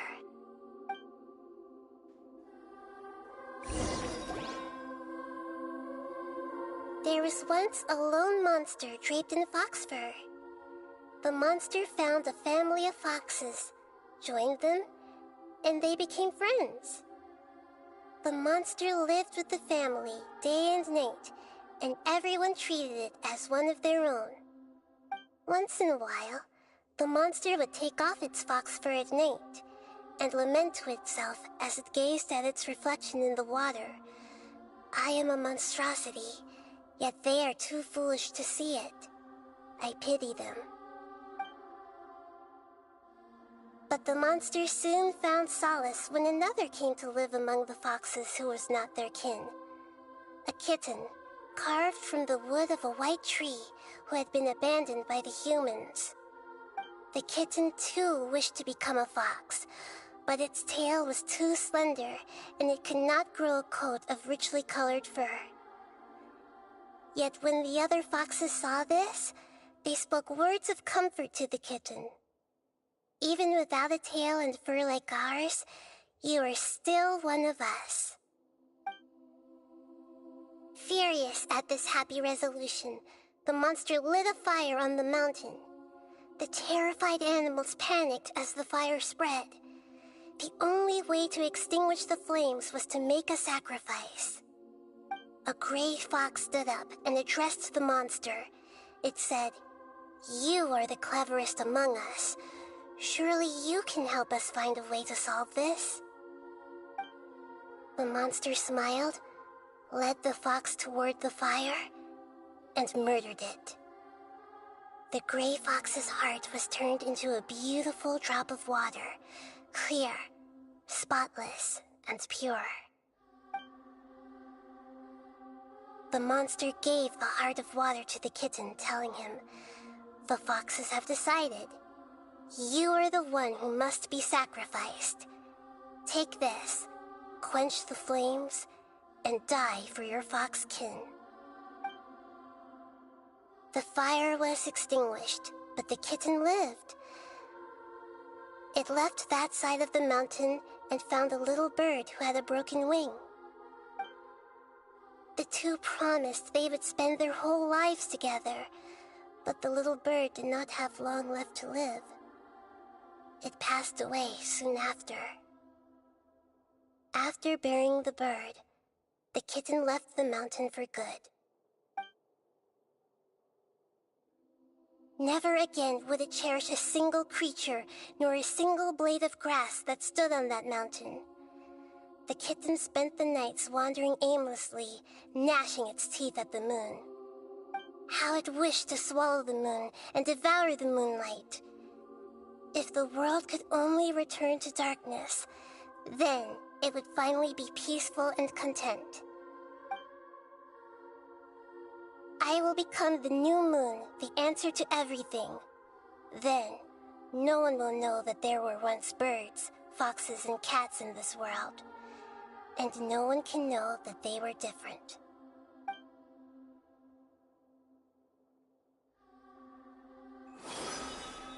We solved it!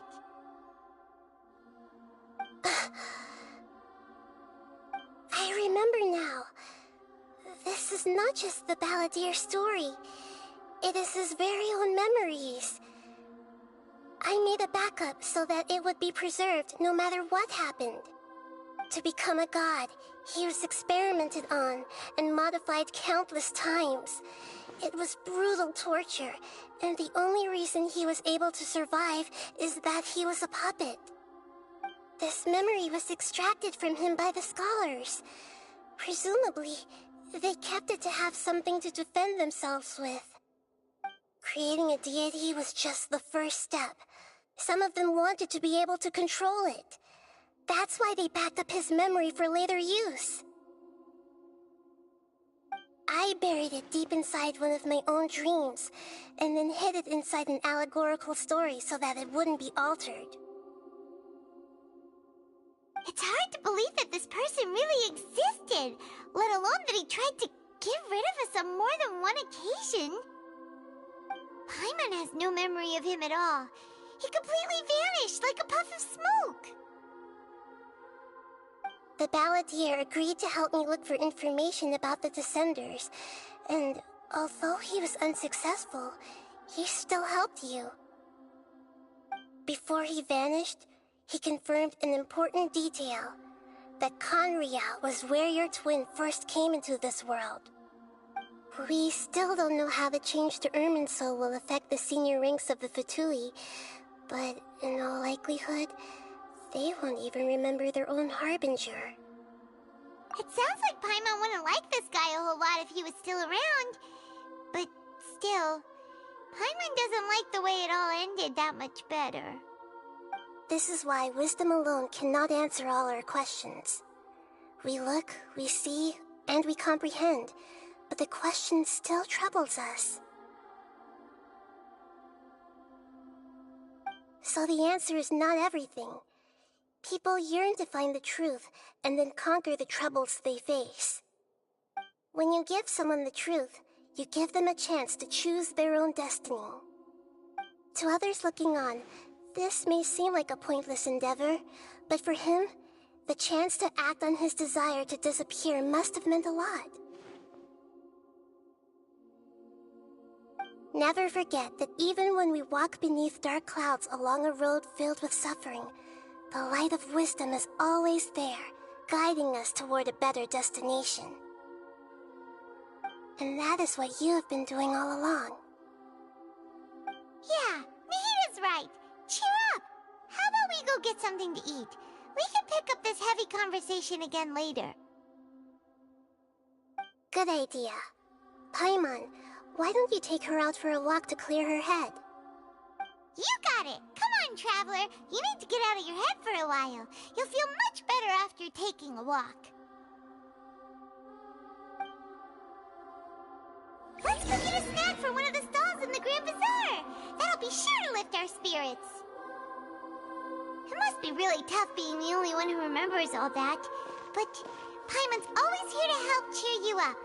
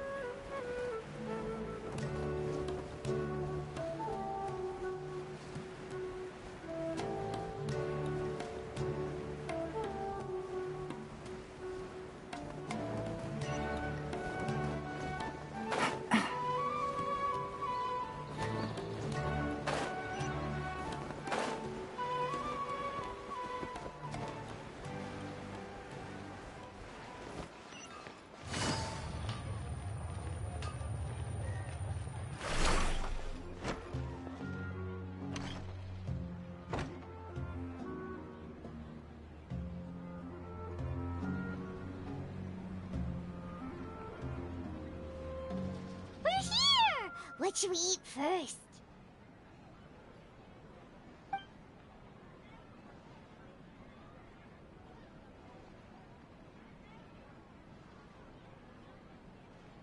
Hey, are you gonna answer or what?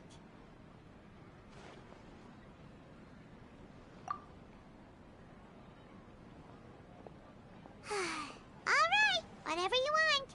Well, Paimon will be right here when you figured stuff out. Then we can get something to eat.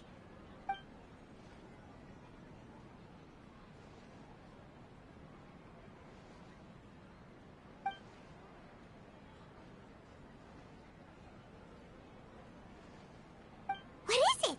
Have you figured it all out?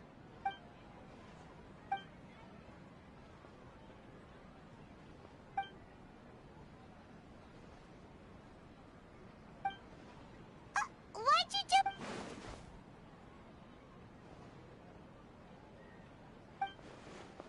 Excuse me, boss. There seems to be a small problem with the last bill. Look, here.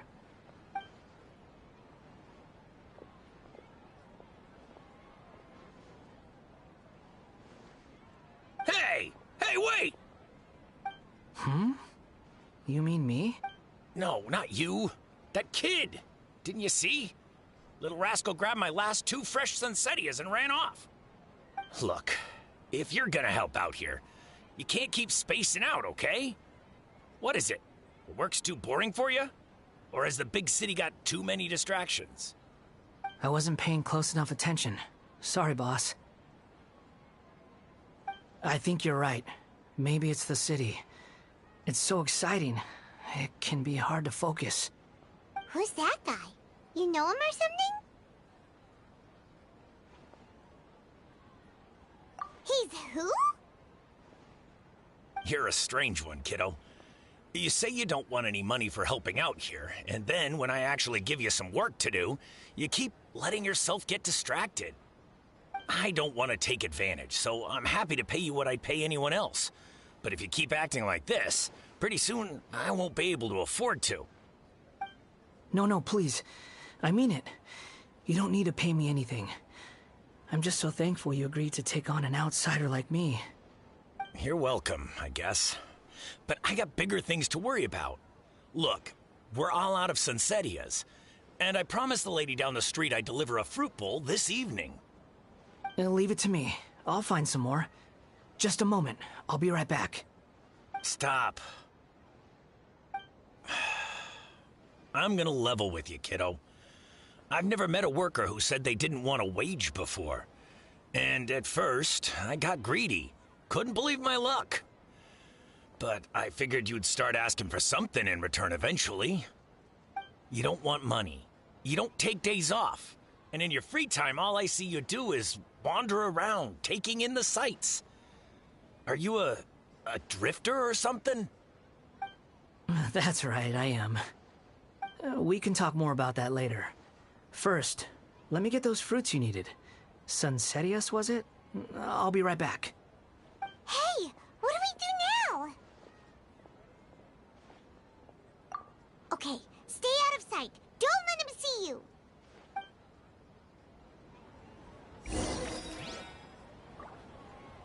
I've got great food and great drinks that everyone can enjoy.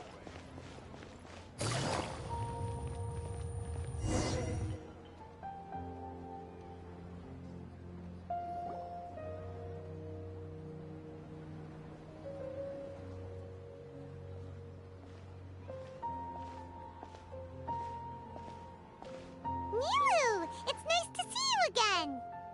Oh, hey there, Traveler in Paimon. Are you here for some shopping too? That's right. Although there were a few hiccups here and there, the Sub-Zerus Festival turned out to be a grand success. And so, the theater wants to host a celebration event.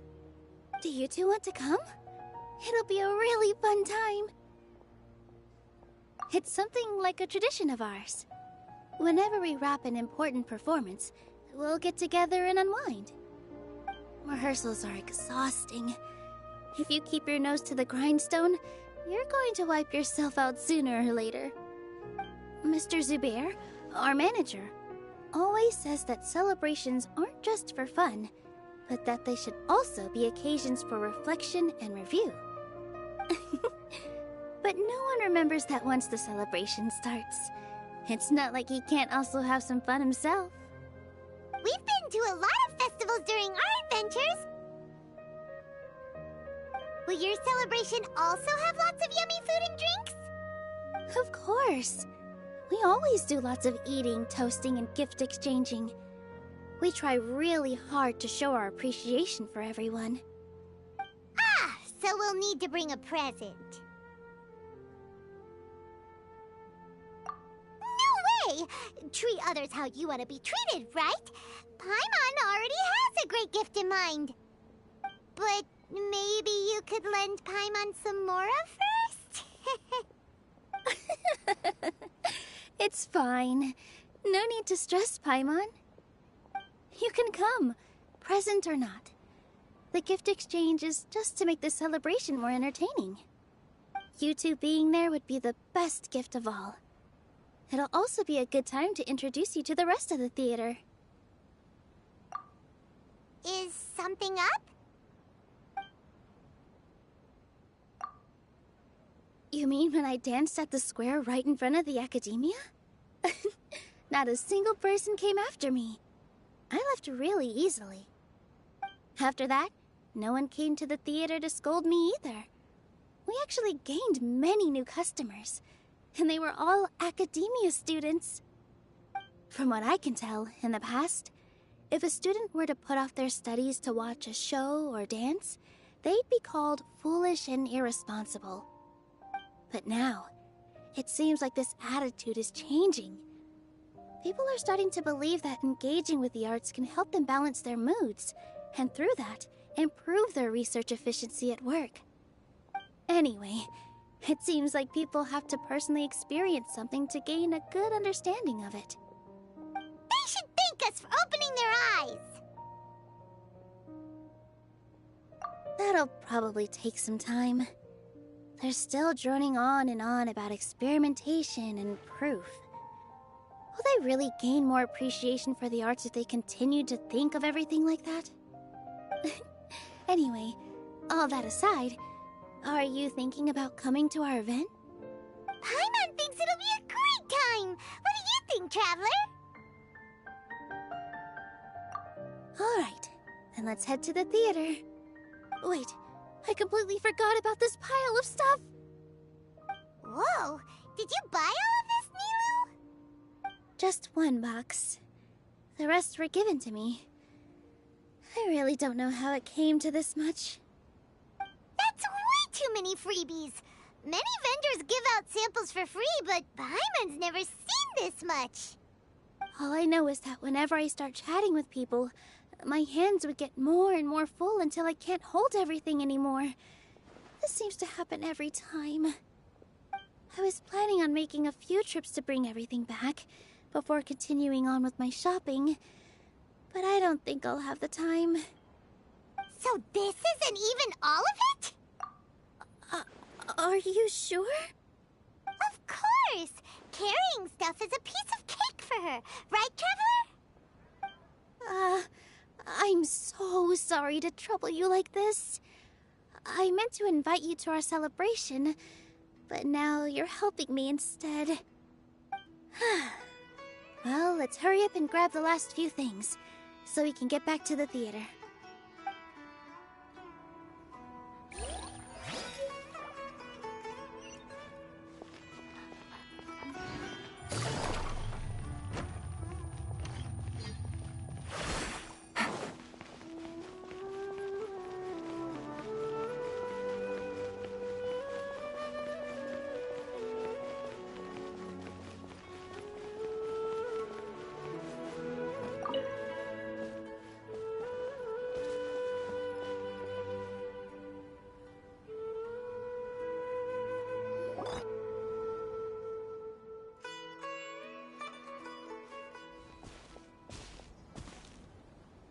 Yeah, this'll do. Even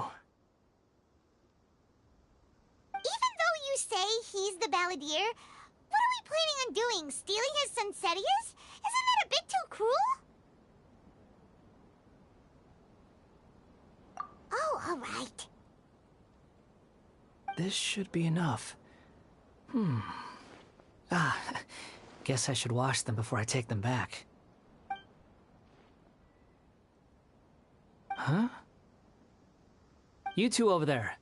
Is there something I can help you with? He spotted us! You've been following me all the way from the city. I'd have to be blind not to notice. Have we met before? No, we haven't met. But you know me? I have no recollection.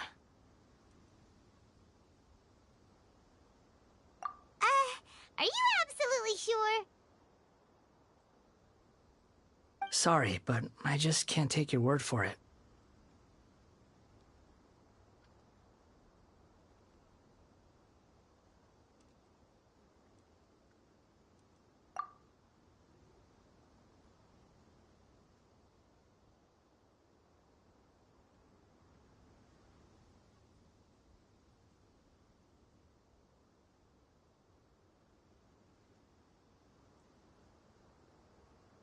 A puppet?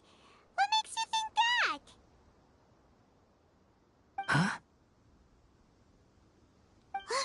You were right! The look on his face! I guess you do know me after all. That is not something I share with a lot of people.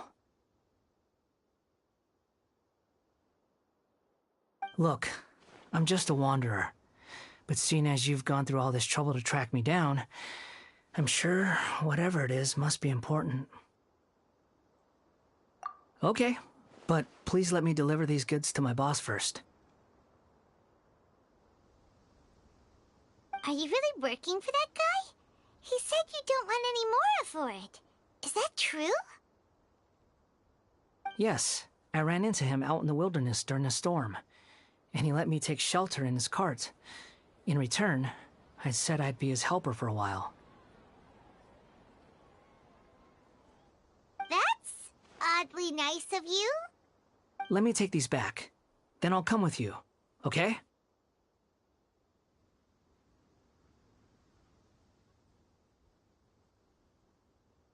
Then let's return to the city.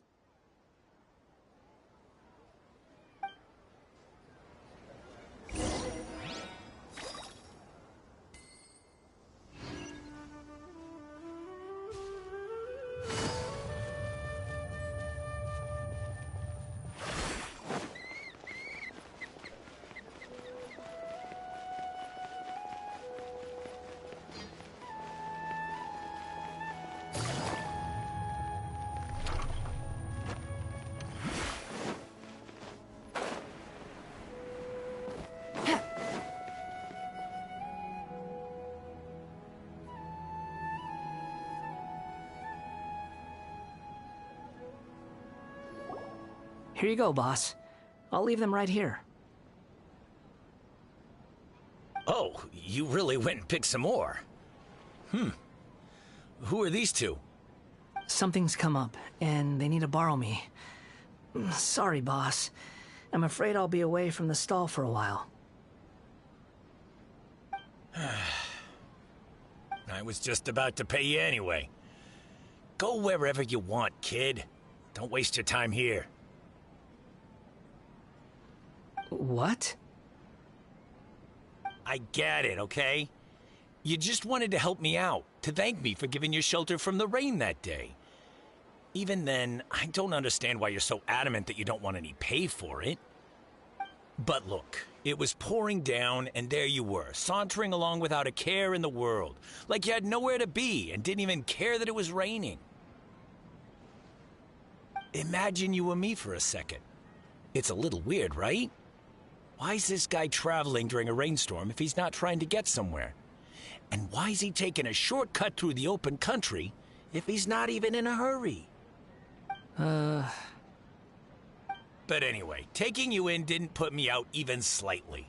You don't owe me a thing for it. Certainly not all this. Your time is valuable. You know, You should go live your life. But I don't...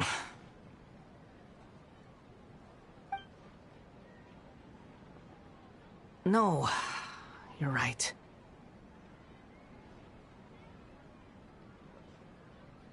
Then I suppose this is where we say goodbye. Thank you again for taking me into the city. Don't mention it, kiddo. I've run into all kinds of characters over the years. I just hope you find your path. Thank you. All right, done. Thanks for waiting for me. We can go now.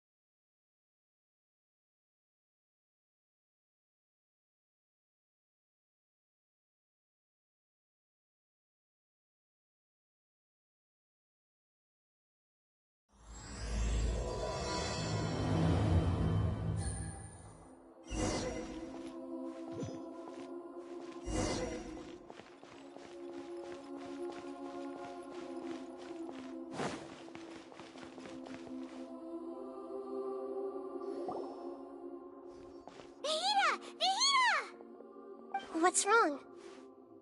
Huh? Are you? Hello. I do apologize for the sudden intrusion. We found this guy in the street, but he doesn't seem to remember anything. So, yeah, quite an eventful walk.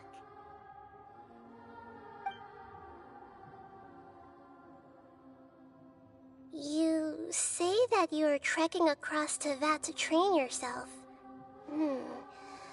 Many other Inazumans who describe themselves in this way call themselves Shugenja. Why do you refer to yourself as a wanderer? Well, it seems more relevant in my case. To me, it sounds like a plant with no roots. But these two... I don't like... Oh! Yes, something far more distant than the past.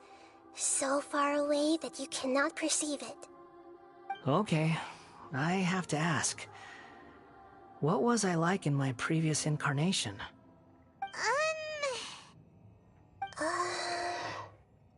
Oh, okay. I see. You want to tell me, but you can't bring yourselves to say it. Looks like I didn't have the most wonderful existence in my previous incarnation.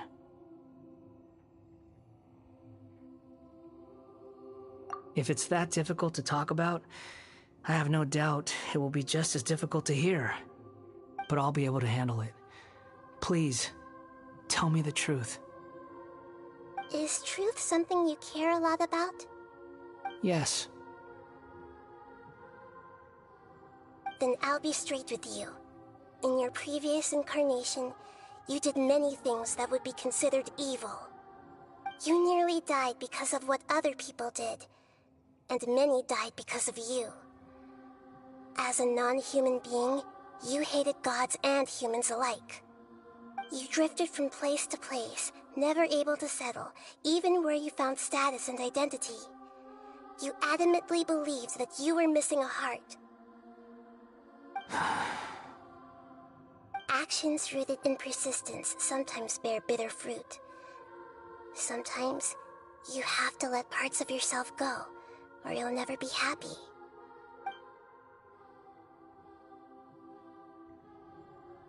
I gave everything I had, but it barely changed history at all. In terms of the outcome alone, that's true. I don't think I can judge everything I've heard purely in terms of right and wrong. Each choice a person makes belongs to a specific place and time, a chain of cause and effect, a cycle of karma and consequence. That is the nature of truth. If one thing is right, its opposite must be wrong. And yet, dichotomies like this are not enough to explain the world in all of its complexity. It seems like my previous incarnation wasn't the most likable individual. We're not trying to... If we were enemies, why are you trying to help me find the truth?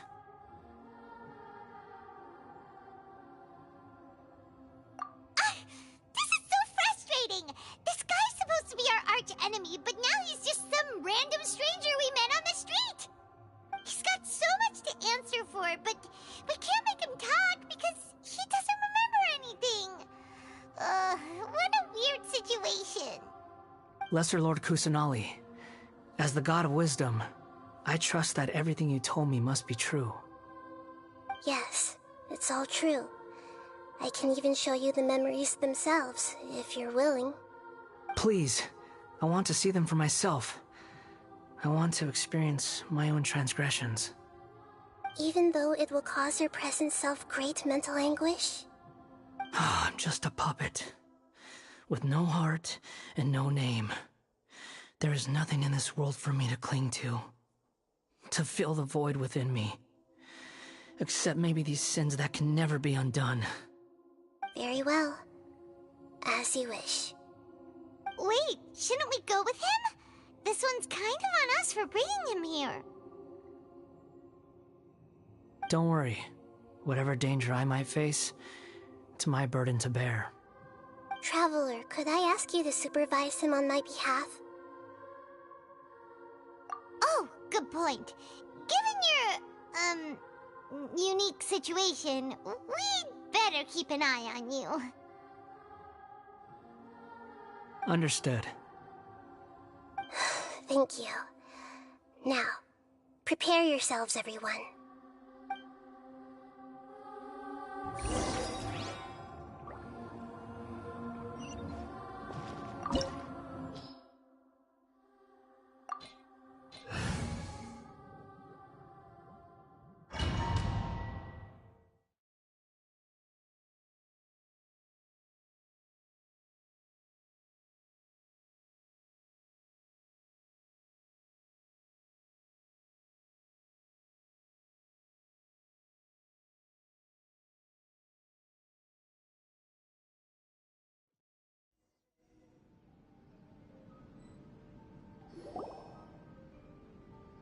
This looks like Inazuma.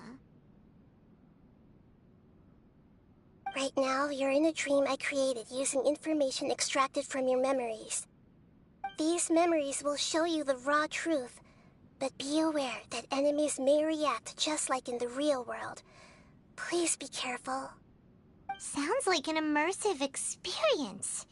It's a good thing we came along. You don't need to do this for me. I don't deserve your protection.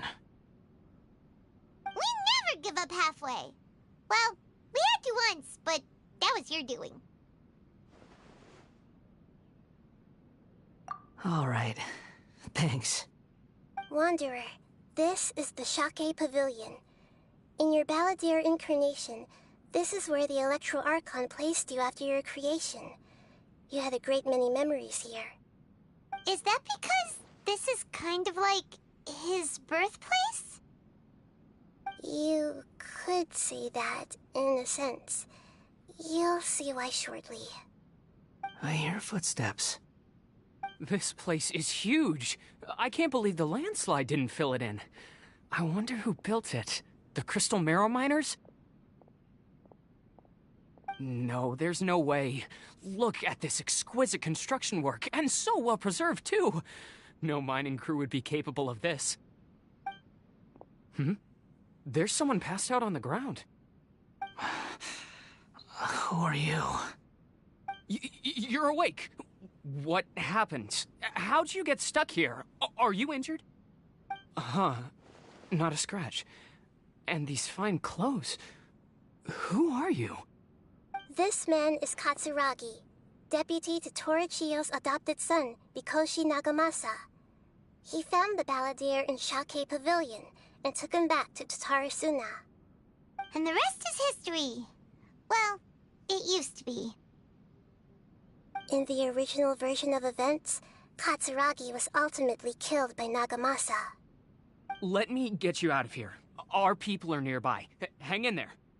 During the Tatarasuna incident, Niwa was murdered by the doctor disguised as a mechanic. The balladeer, then known as the Kabukimono, disappeared not long after. As the second in command at Tatarasuna, responsibility for what had happened fell to Mikoshi Nagamasa. But Katsuragi had sworn lifelong loyalty to Nagamasa after the latter had once saved his life. At Katsuragi's insistence, Nagamasa killed him to put an end to the Tatarasuna incident.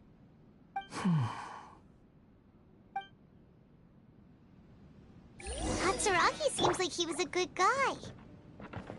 He looks like a warrior, but he has a kind face. Why couldn't he live a long and happy life?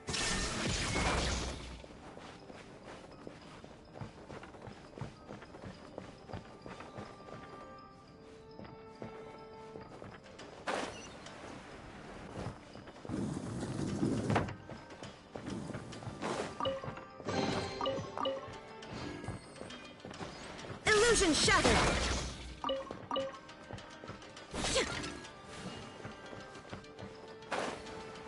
Nagamasa, I found this young guy in a cave sealed off by a landslide. He doesn't remember his name.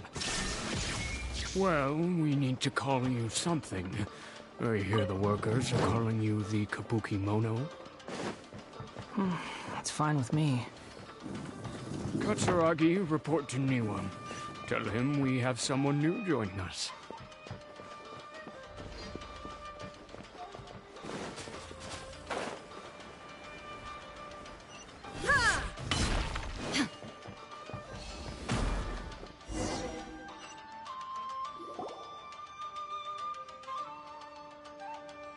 Huh? What are we doing back here? Whoa, this is where you were born? It's pretty, but there's nobody here. I was abandoned, like you. I lived here for a while at first, but there's nothing for us here. We can't stay. Okay. I heard my mom and dad used to make swords, but the factory manager died, and then my dad got sick.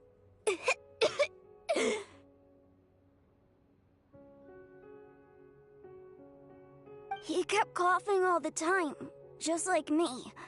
Then Mom started coughing too. But you can't. You promised me. Yup, we're family now. We're gonna be together forever and ever. This child didn't have a name. Or rather, the balladeer didn't know what to call him. His father died before he could name him. After his mother died, the child stayed in their straw hut alone. Some of the neighbors helped to raise him. After leaving Tatarasuna, the balladeer ran into this child who didn't have a name, just like him. They made a promise to live together. What happened to the child then? He died from his illness while he was still very young. The balladeer came home one day and found that he had stopped breathing. Hey! What's wrong? Say something! You promised me we could be family! You're no different from Niwa and all the others. You betrayed me too.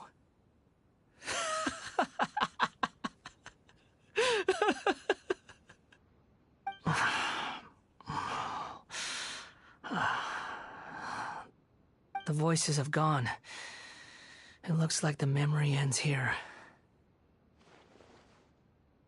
Let's keep going.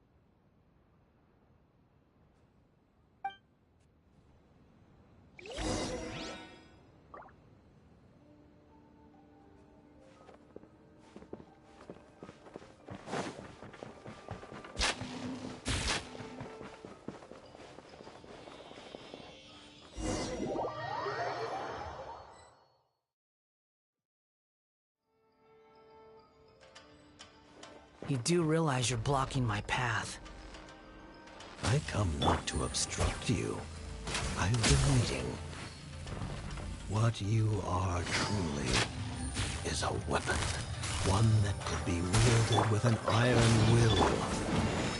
Or you could continue to dread aimlessly.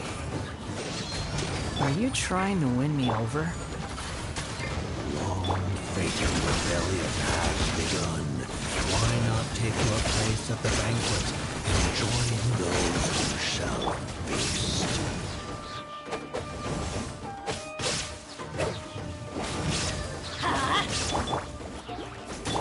Gotcha! Send this quickly! There is no escape!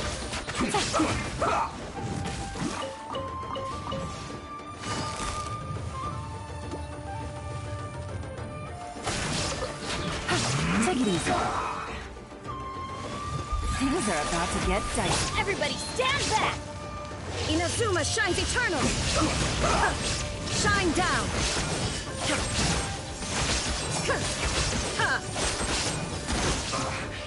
I guess this is it. Well met. No excuse for starting killjoy. There is no escape. That all you got? Teamwork is dreamwork. You can't run to oblivion. Looks like I went too far.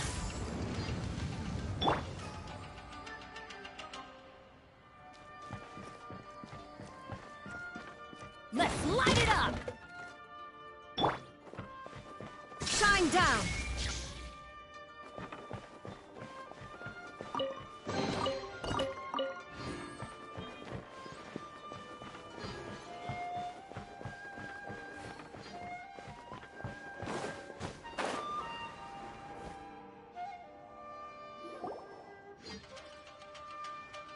This place is dark. Paimon knows this place. It's the Delusion Factory in Inazuma. In the original version of events, the Traveler once encountered the Balladeer here. Such a creepy atmosphere. And so familiar.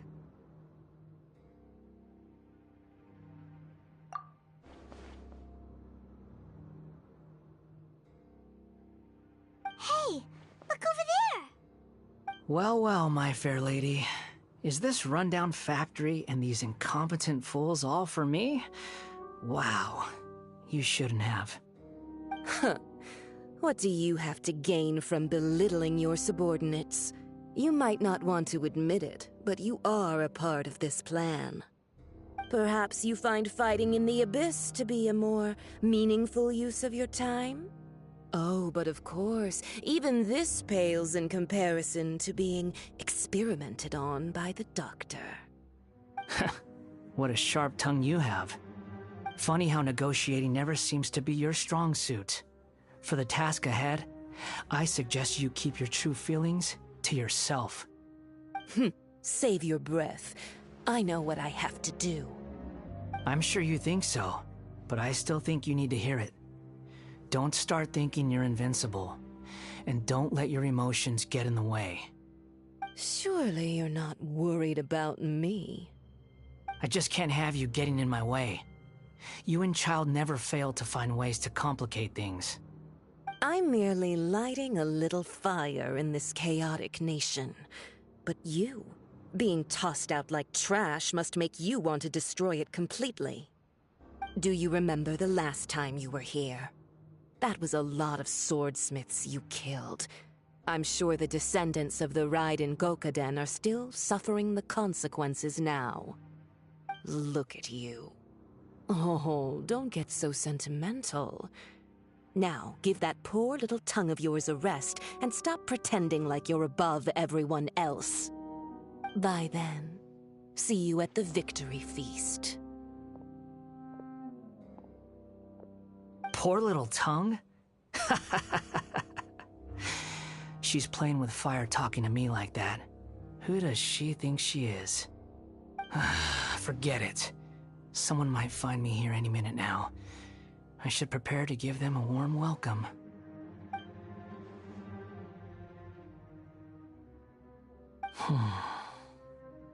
The plot does not end here. There is more of this story to come. Wanderer, are you able to continue? Yes. Please don't worry about me.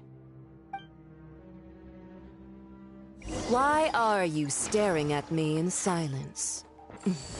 Can't you think of a nicer way to express yourself? I'm under no obligation to be nice to you. Besides, I thought nothing mattered to you except results in your own interests. Isn't that right, witch? Muddle-headed puppet. You're only number 6 because you can take more abuse than other humans. Do you really count that as an asset? You're about as much fun to be around as a raging inferno. But before we murder each other, it'd be best if we finish our duties. Game's up. Time's over. Take it easy. Going in! Got you! Inazuma shines eternal! Shine down! This body belongs to ice. Are you here to play with me? The more... Off we go! Let's light it up! Gotcha! Everybody stand back! Things are about to get dicey. Let me amuse you. Torn to oblivion! Illusion shattered! Look at me. Just at the right hand. You can't run from death.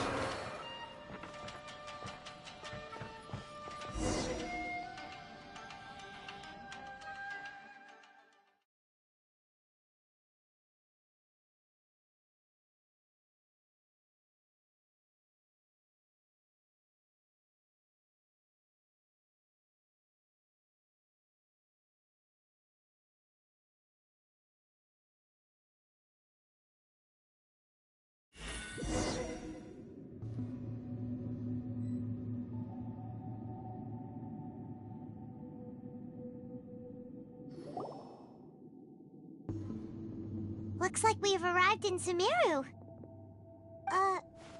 Is that? Considering that Amorta's sage, Nafis, refused to join this project, I'll take part in the experiment in his place. Welcome. I look forward to a fruitful collaboration.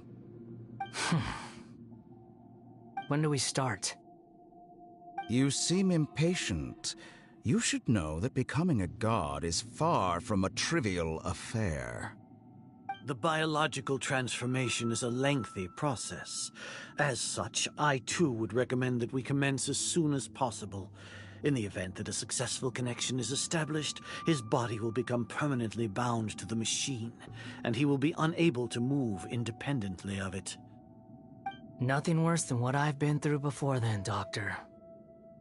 You were the most resilient test subject I ever came across.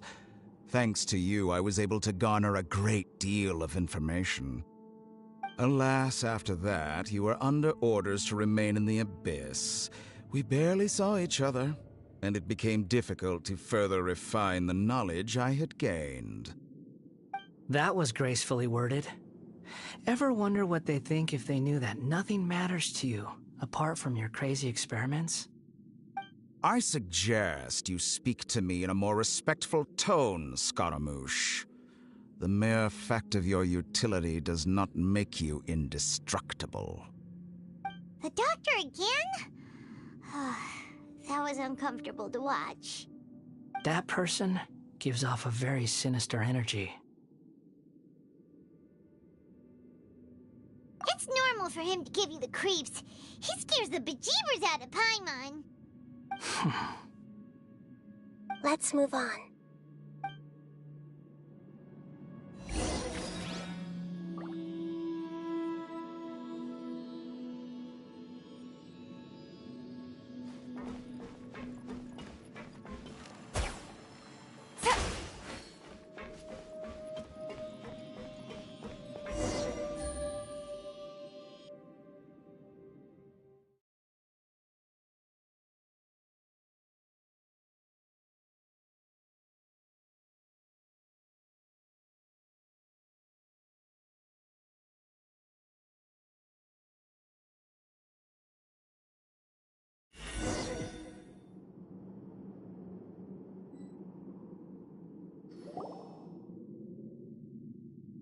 You're a god. Do you think I'm evil? If you accept that he is you, just as you are you, then yes, you are evil. In your eyes, are there any differences between humans and puppets? Do you think there are any differences between your present self and your previous and future incarnations? If not, then what are the differences between humans and puppets? Whoever has tasted the joys and sorrows of life in the human realm is human. Whoever has loved and lost, cried with grief, howled with rage at the tragedy of death that eclipses the miracle of life, they are human too. I've seen enough of my past. If possible, I'd like to reclaim the sins that are mine to bear. No matter the consequences, I won't run from blame or punishment. Whatever I am due, let it come to pass. Can you return my memories to me? Huh? But won't that mean you'll lose your current identity? I've always believed that human lives follow a set of rules, with each person being a collection of past experiences. As a puppet living in a human world, my life is subject to the same rules. Regaining your memories means reverting completely to your previous incarnation. All the emotions that you discarded will return to you. Are you sure you want to do this? I've lived with the void in my chest my whole life. My creator didn't need me. And ever since I awoke, I've just drifted from one place to the next. But then I met you, and I finally realized that reclaiming my missing sins might be my one opportunity to become my true self.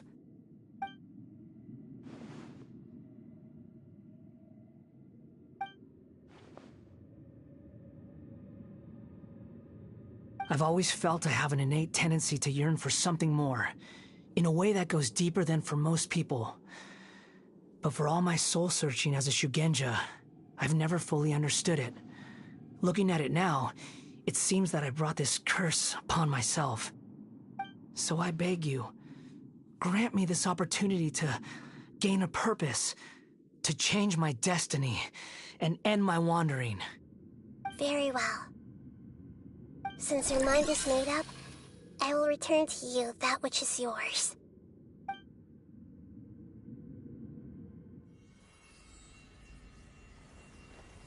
You have made your decision.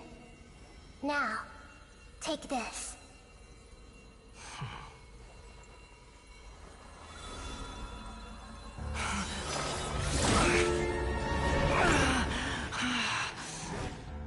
Set him free?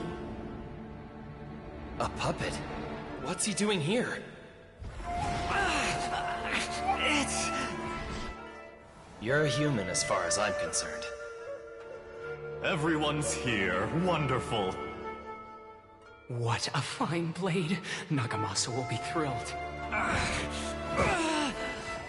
This is my...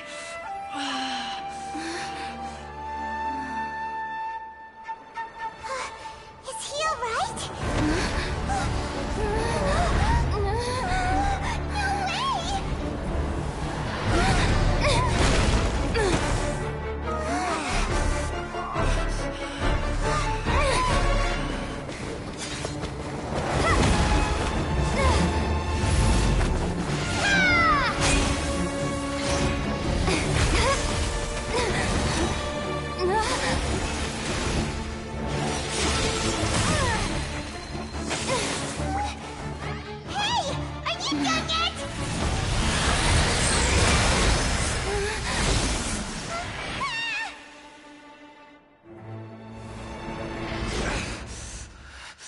All worthless dross will be purged. That's why this won't be the end.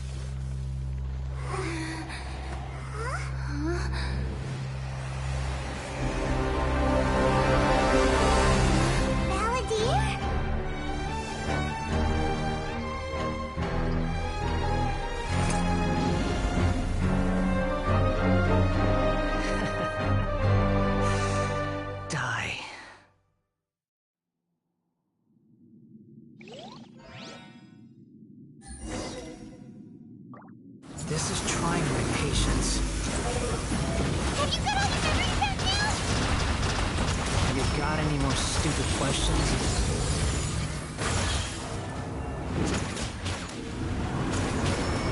Churn! Upon the gale.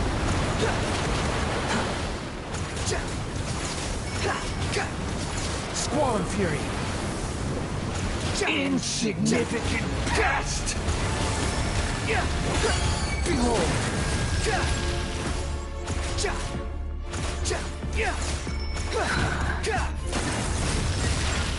The wind rises. At my command, behold, you shall fall.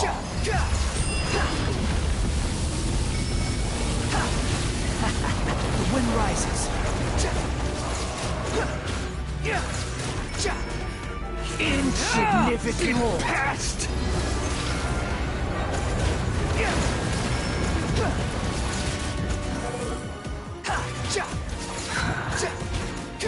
That's far enough.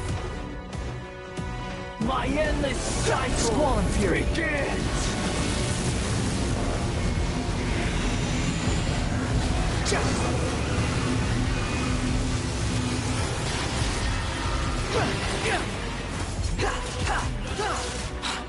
Feeble human! Behold!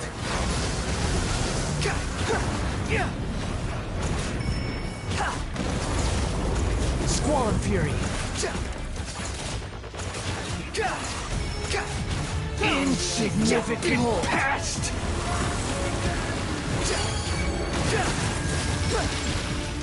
Squall and fury!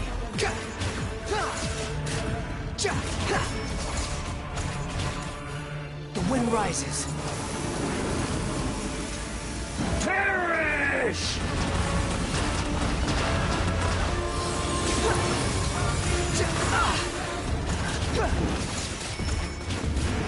Sure! Behold!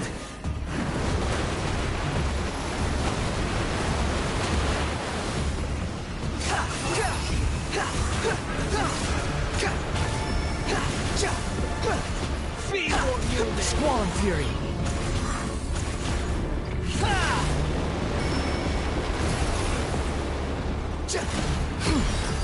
Behold!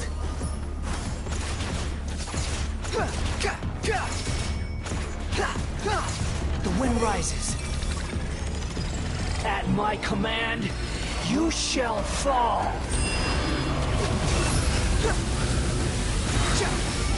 Wretched vermin!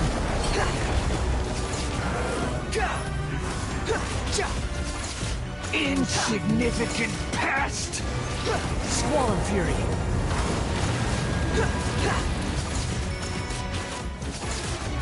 The wind rises.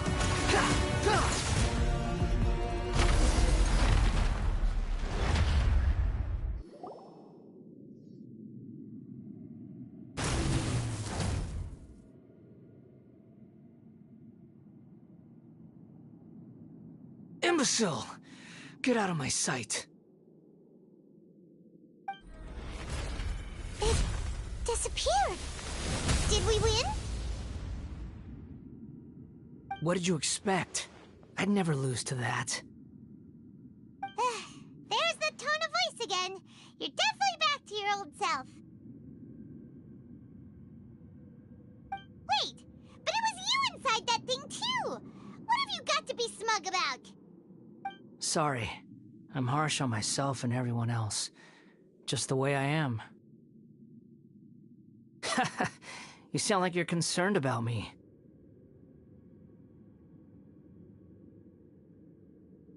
But don't worry. Thanks to you, even if I didn't change a thing, at least I now know the truth. The memory recovery seems to have been a success. This dream has served its purpose. Come on. Let's continue this outside.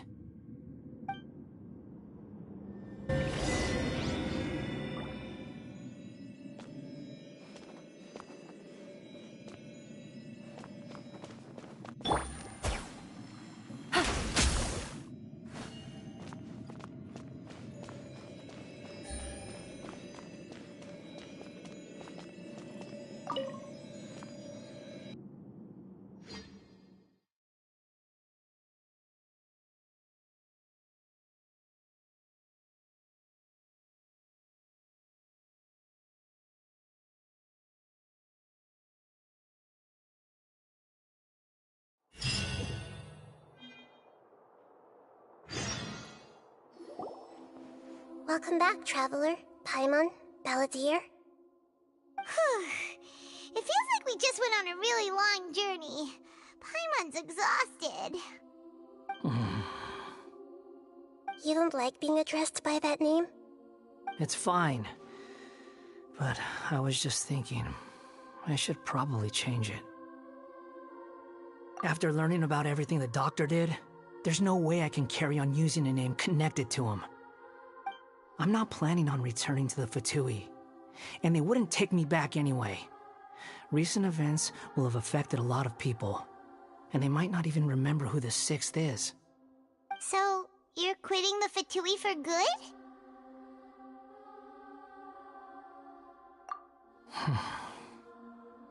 It's like you said, Lesser Lord Kusanali. Everything may look futile, but it wasn't completely meaningless. At least I made a lot of people forget about me. But that doesn't mean your own past has disappeared. Of course. And your main goal, for which you gave up everything you had, you weren't able to achieve it. I hope you can see and understand that. Changing the world, changing the past, changing the fates of other people, these are not simple things to accomplish. What you are looking for is complete annihilation. But this is just a fantasy. Even if the Balladeer is removed from existence, the world will not heed your will. Indeed. How ridiculous. Do you regret doing all that when you've gotten so little in return? Even if I'm completely worthless, there's nothing in the world worth regretting. Lesser Lord Kusanali, you purposely left that information in Irminsul, didn't you? Yes, and I took pains to make sure that you'd acquire that information naturally. Why would you go to such lengths? You trying to win me over too? In all honesty, your past experiences have made you a useful asset to Sumeru and to me. Winning you over was indeed a part of my plan. But before that, I wanted to tell you the truth about your past. If all I wanted to do was use you, then I'd be no different from the doctor. Very clever. I guess you could say that's one of my virtues. Utility to others is what gives me worth. So if embracing my sins is what it takes to make me useful again, so be it. Oh right, I almost forgot. You're the good guys. You're into justice and all that. Sorry if I have a slightly different perspective on things, but I don't feel like I've been duped. The wisest leaders are fated to end up with the best helpers. I can live with that. I'm glad you're able to think of it in that way. Traveler, in the future, I'll continue to search Irminsul more deeply and see what secrets can be uncovered. Including the beginning of your twins' journey recorded in Irminsul. What exactly happened before and after that point? I want to know as well. I will try. Traveler. After I dove into the information torrents in Irminsul, why did you go to Inazuma? So that's how you found out whose fate had changed. And how? Well, whatever your reasons, you did me a favor, and I'll do everything I can to pay it back. Borrowing and returning are the only real relationships between individuals. I'll balance the books one day. Don't you worry. That's not true. A relationship between two people is not simply a ledger that can be reset to zero. I think deep down you realize this. People who show up in your life don't just evaporate like water drops and leave nothing behind. There is no such thing as balancing the books. Some things in this world can never be brought back, and they can never be changed, which is why there is emotion in the human world. Everything that you feel is real and lasting, and whatever is missing in you will not be made whole. To be human is to live with imperfections. You can choose whether or not you want to be human. But humans can't live without a heart, can they? Anyway, I gave up trying to become a human a long time ago. You understand what pain is perfectly well, even without a heart. You're just bearing your feelings. The past is set in stone, but you can keep moving on. And the longer your future lasts, the shorter your past will become, until one day, it is but a tiny fraction of your life. Sounds like you've got a future planned out for me. Everything's ended up being pretty darn complicated. Paimon doesn't even know where to start, but the most important thing now is that you need to follow Nahida. Otherwise, all our efforts will have been for nothing.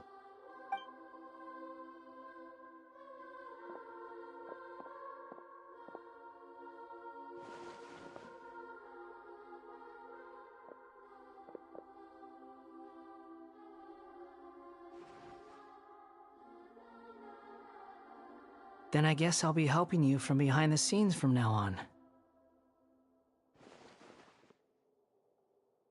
I'm glad that you've accepted our proposal. Why don't you choose a new name to celebrate? Ooh! Paimon wants to pick an ugly nickname for you, too! Why? Because Paimon still doesn't like you that much. Then I hope we don't see much of each other in the future. A name is life's first gift. You didn't say it out loud, but I know that's what you're thinking. The Traveler and Paimon have helped you a lot.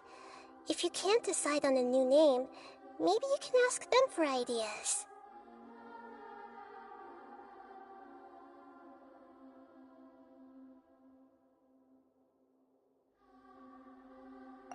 No! Paimon only does nicknames! If it's a serious name you're after, it's all yours.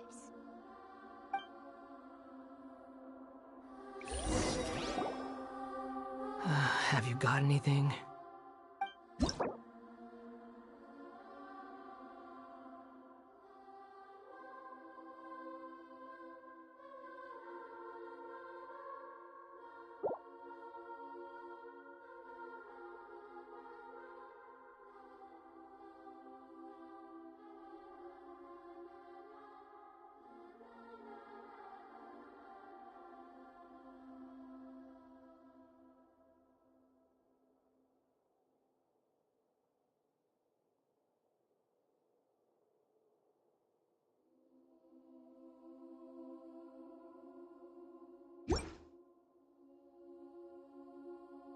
Are you sure?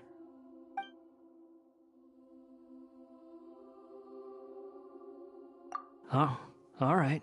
If you say so.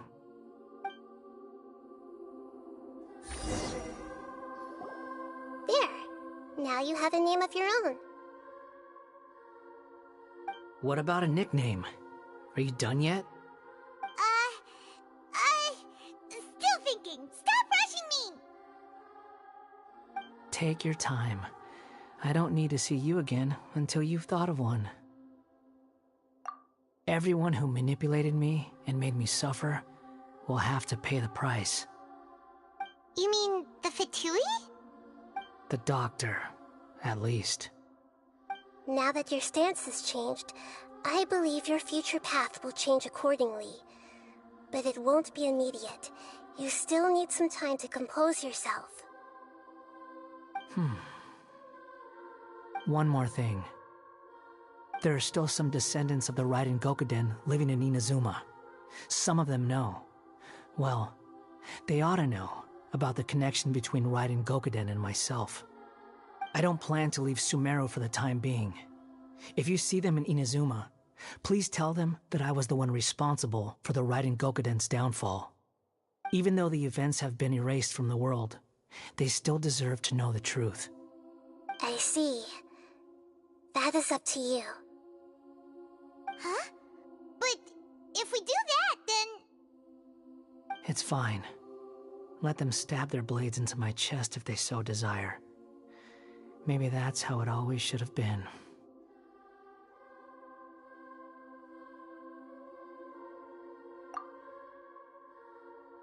What's that look for? Don't make that face. I know what I'm doing. That day will come. Alright, we're done here. Goodbye, wise deity. And you too. He's gone. What he went through today would have been like living an entire lifetime in an instant. He'll need some time to calm down. Yeah, true. But even so, after everything that's happened, he doesn't seem quite as fierce anymore. So we can finally go eat? Paimon is starving. Thank you both. I hope you will find somewhere nice to go and relax for a while.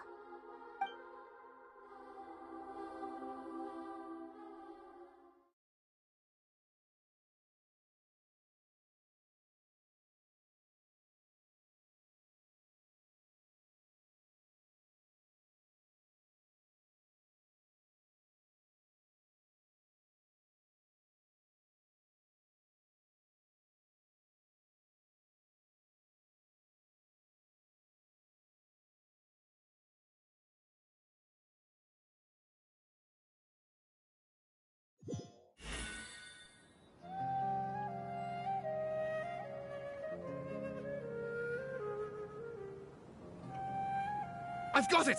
I can end my novel with some words from Mikoshi Nagamasa.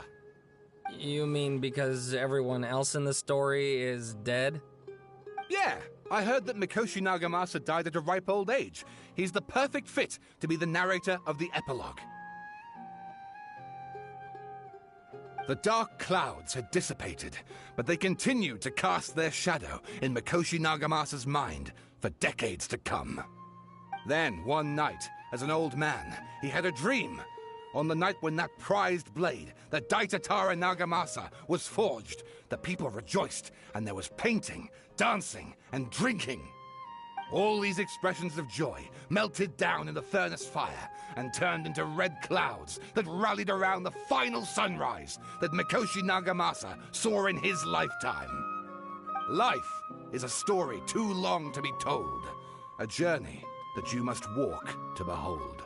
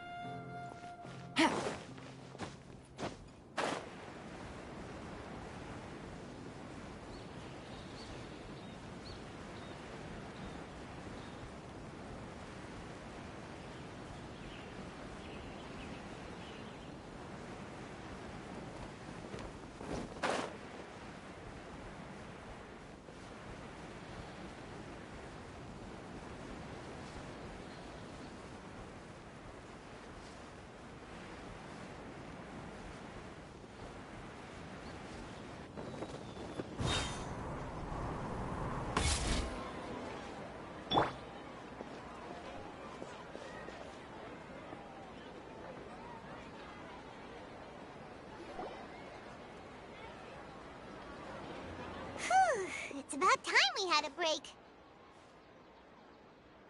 As soon as you stop, all the tiredness and hunger comes rushing back. Wow, great! Huh? Look at the vase. Did someone break it while they were cleaning the room or something? But Paimon doesn't remember there being a cleaner.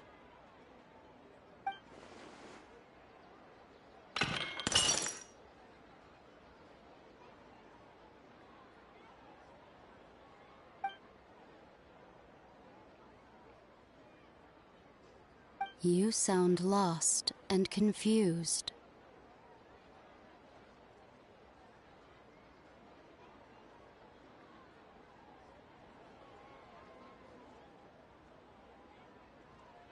I know why you are troubled. Any who knew of this would find their mind overwhelmed. Huh? Is there someone here talking to us? Unfortunately, the fate of Tevat cannot easily be changed. Perhaps a god may have a slim chance, but for anyone else, Who can say? When a small animal runs into a tree trunk, though the tree may sway, it is not displaced. The same is true of fate.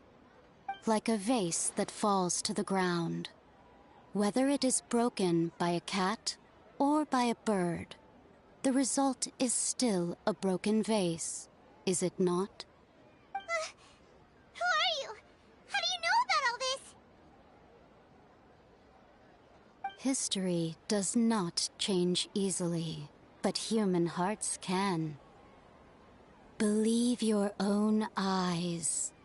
Only that which you see is true. What is unseen is but an illusion.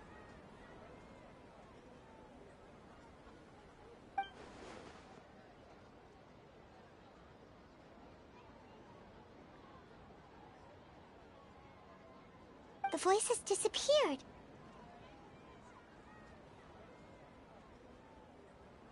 And who the heck was that? And what were they doing coming out of nowhere and saying all that scary stuff?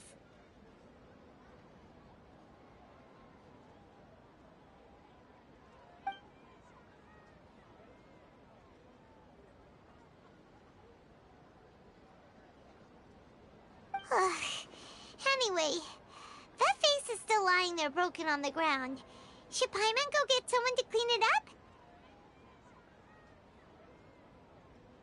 It feels wrong just leaving it there. Just a moment. Paimon will be right back.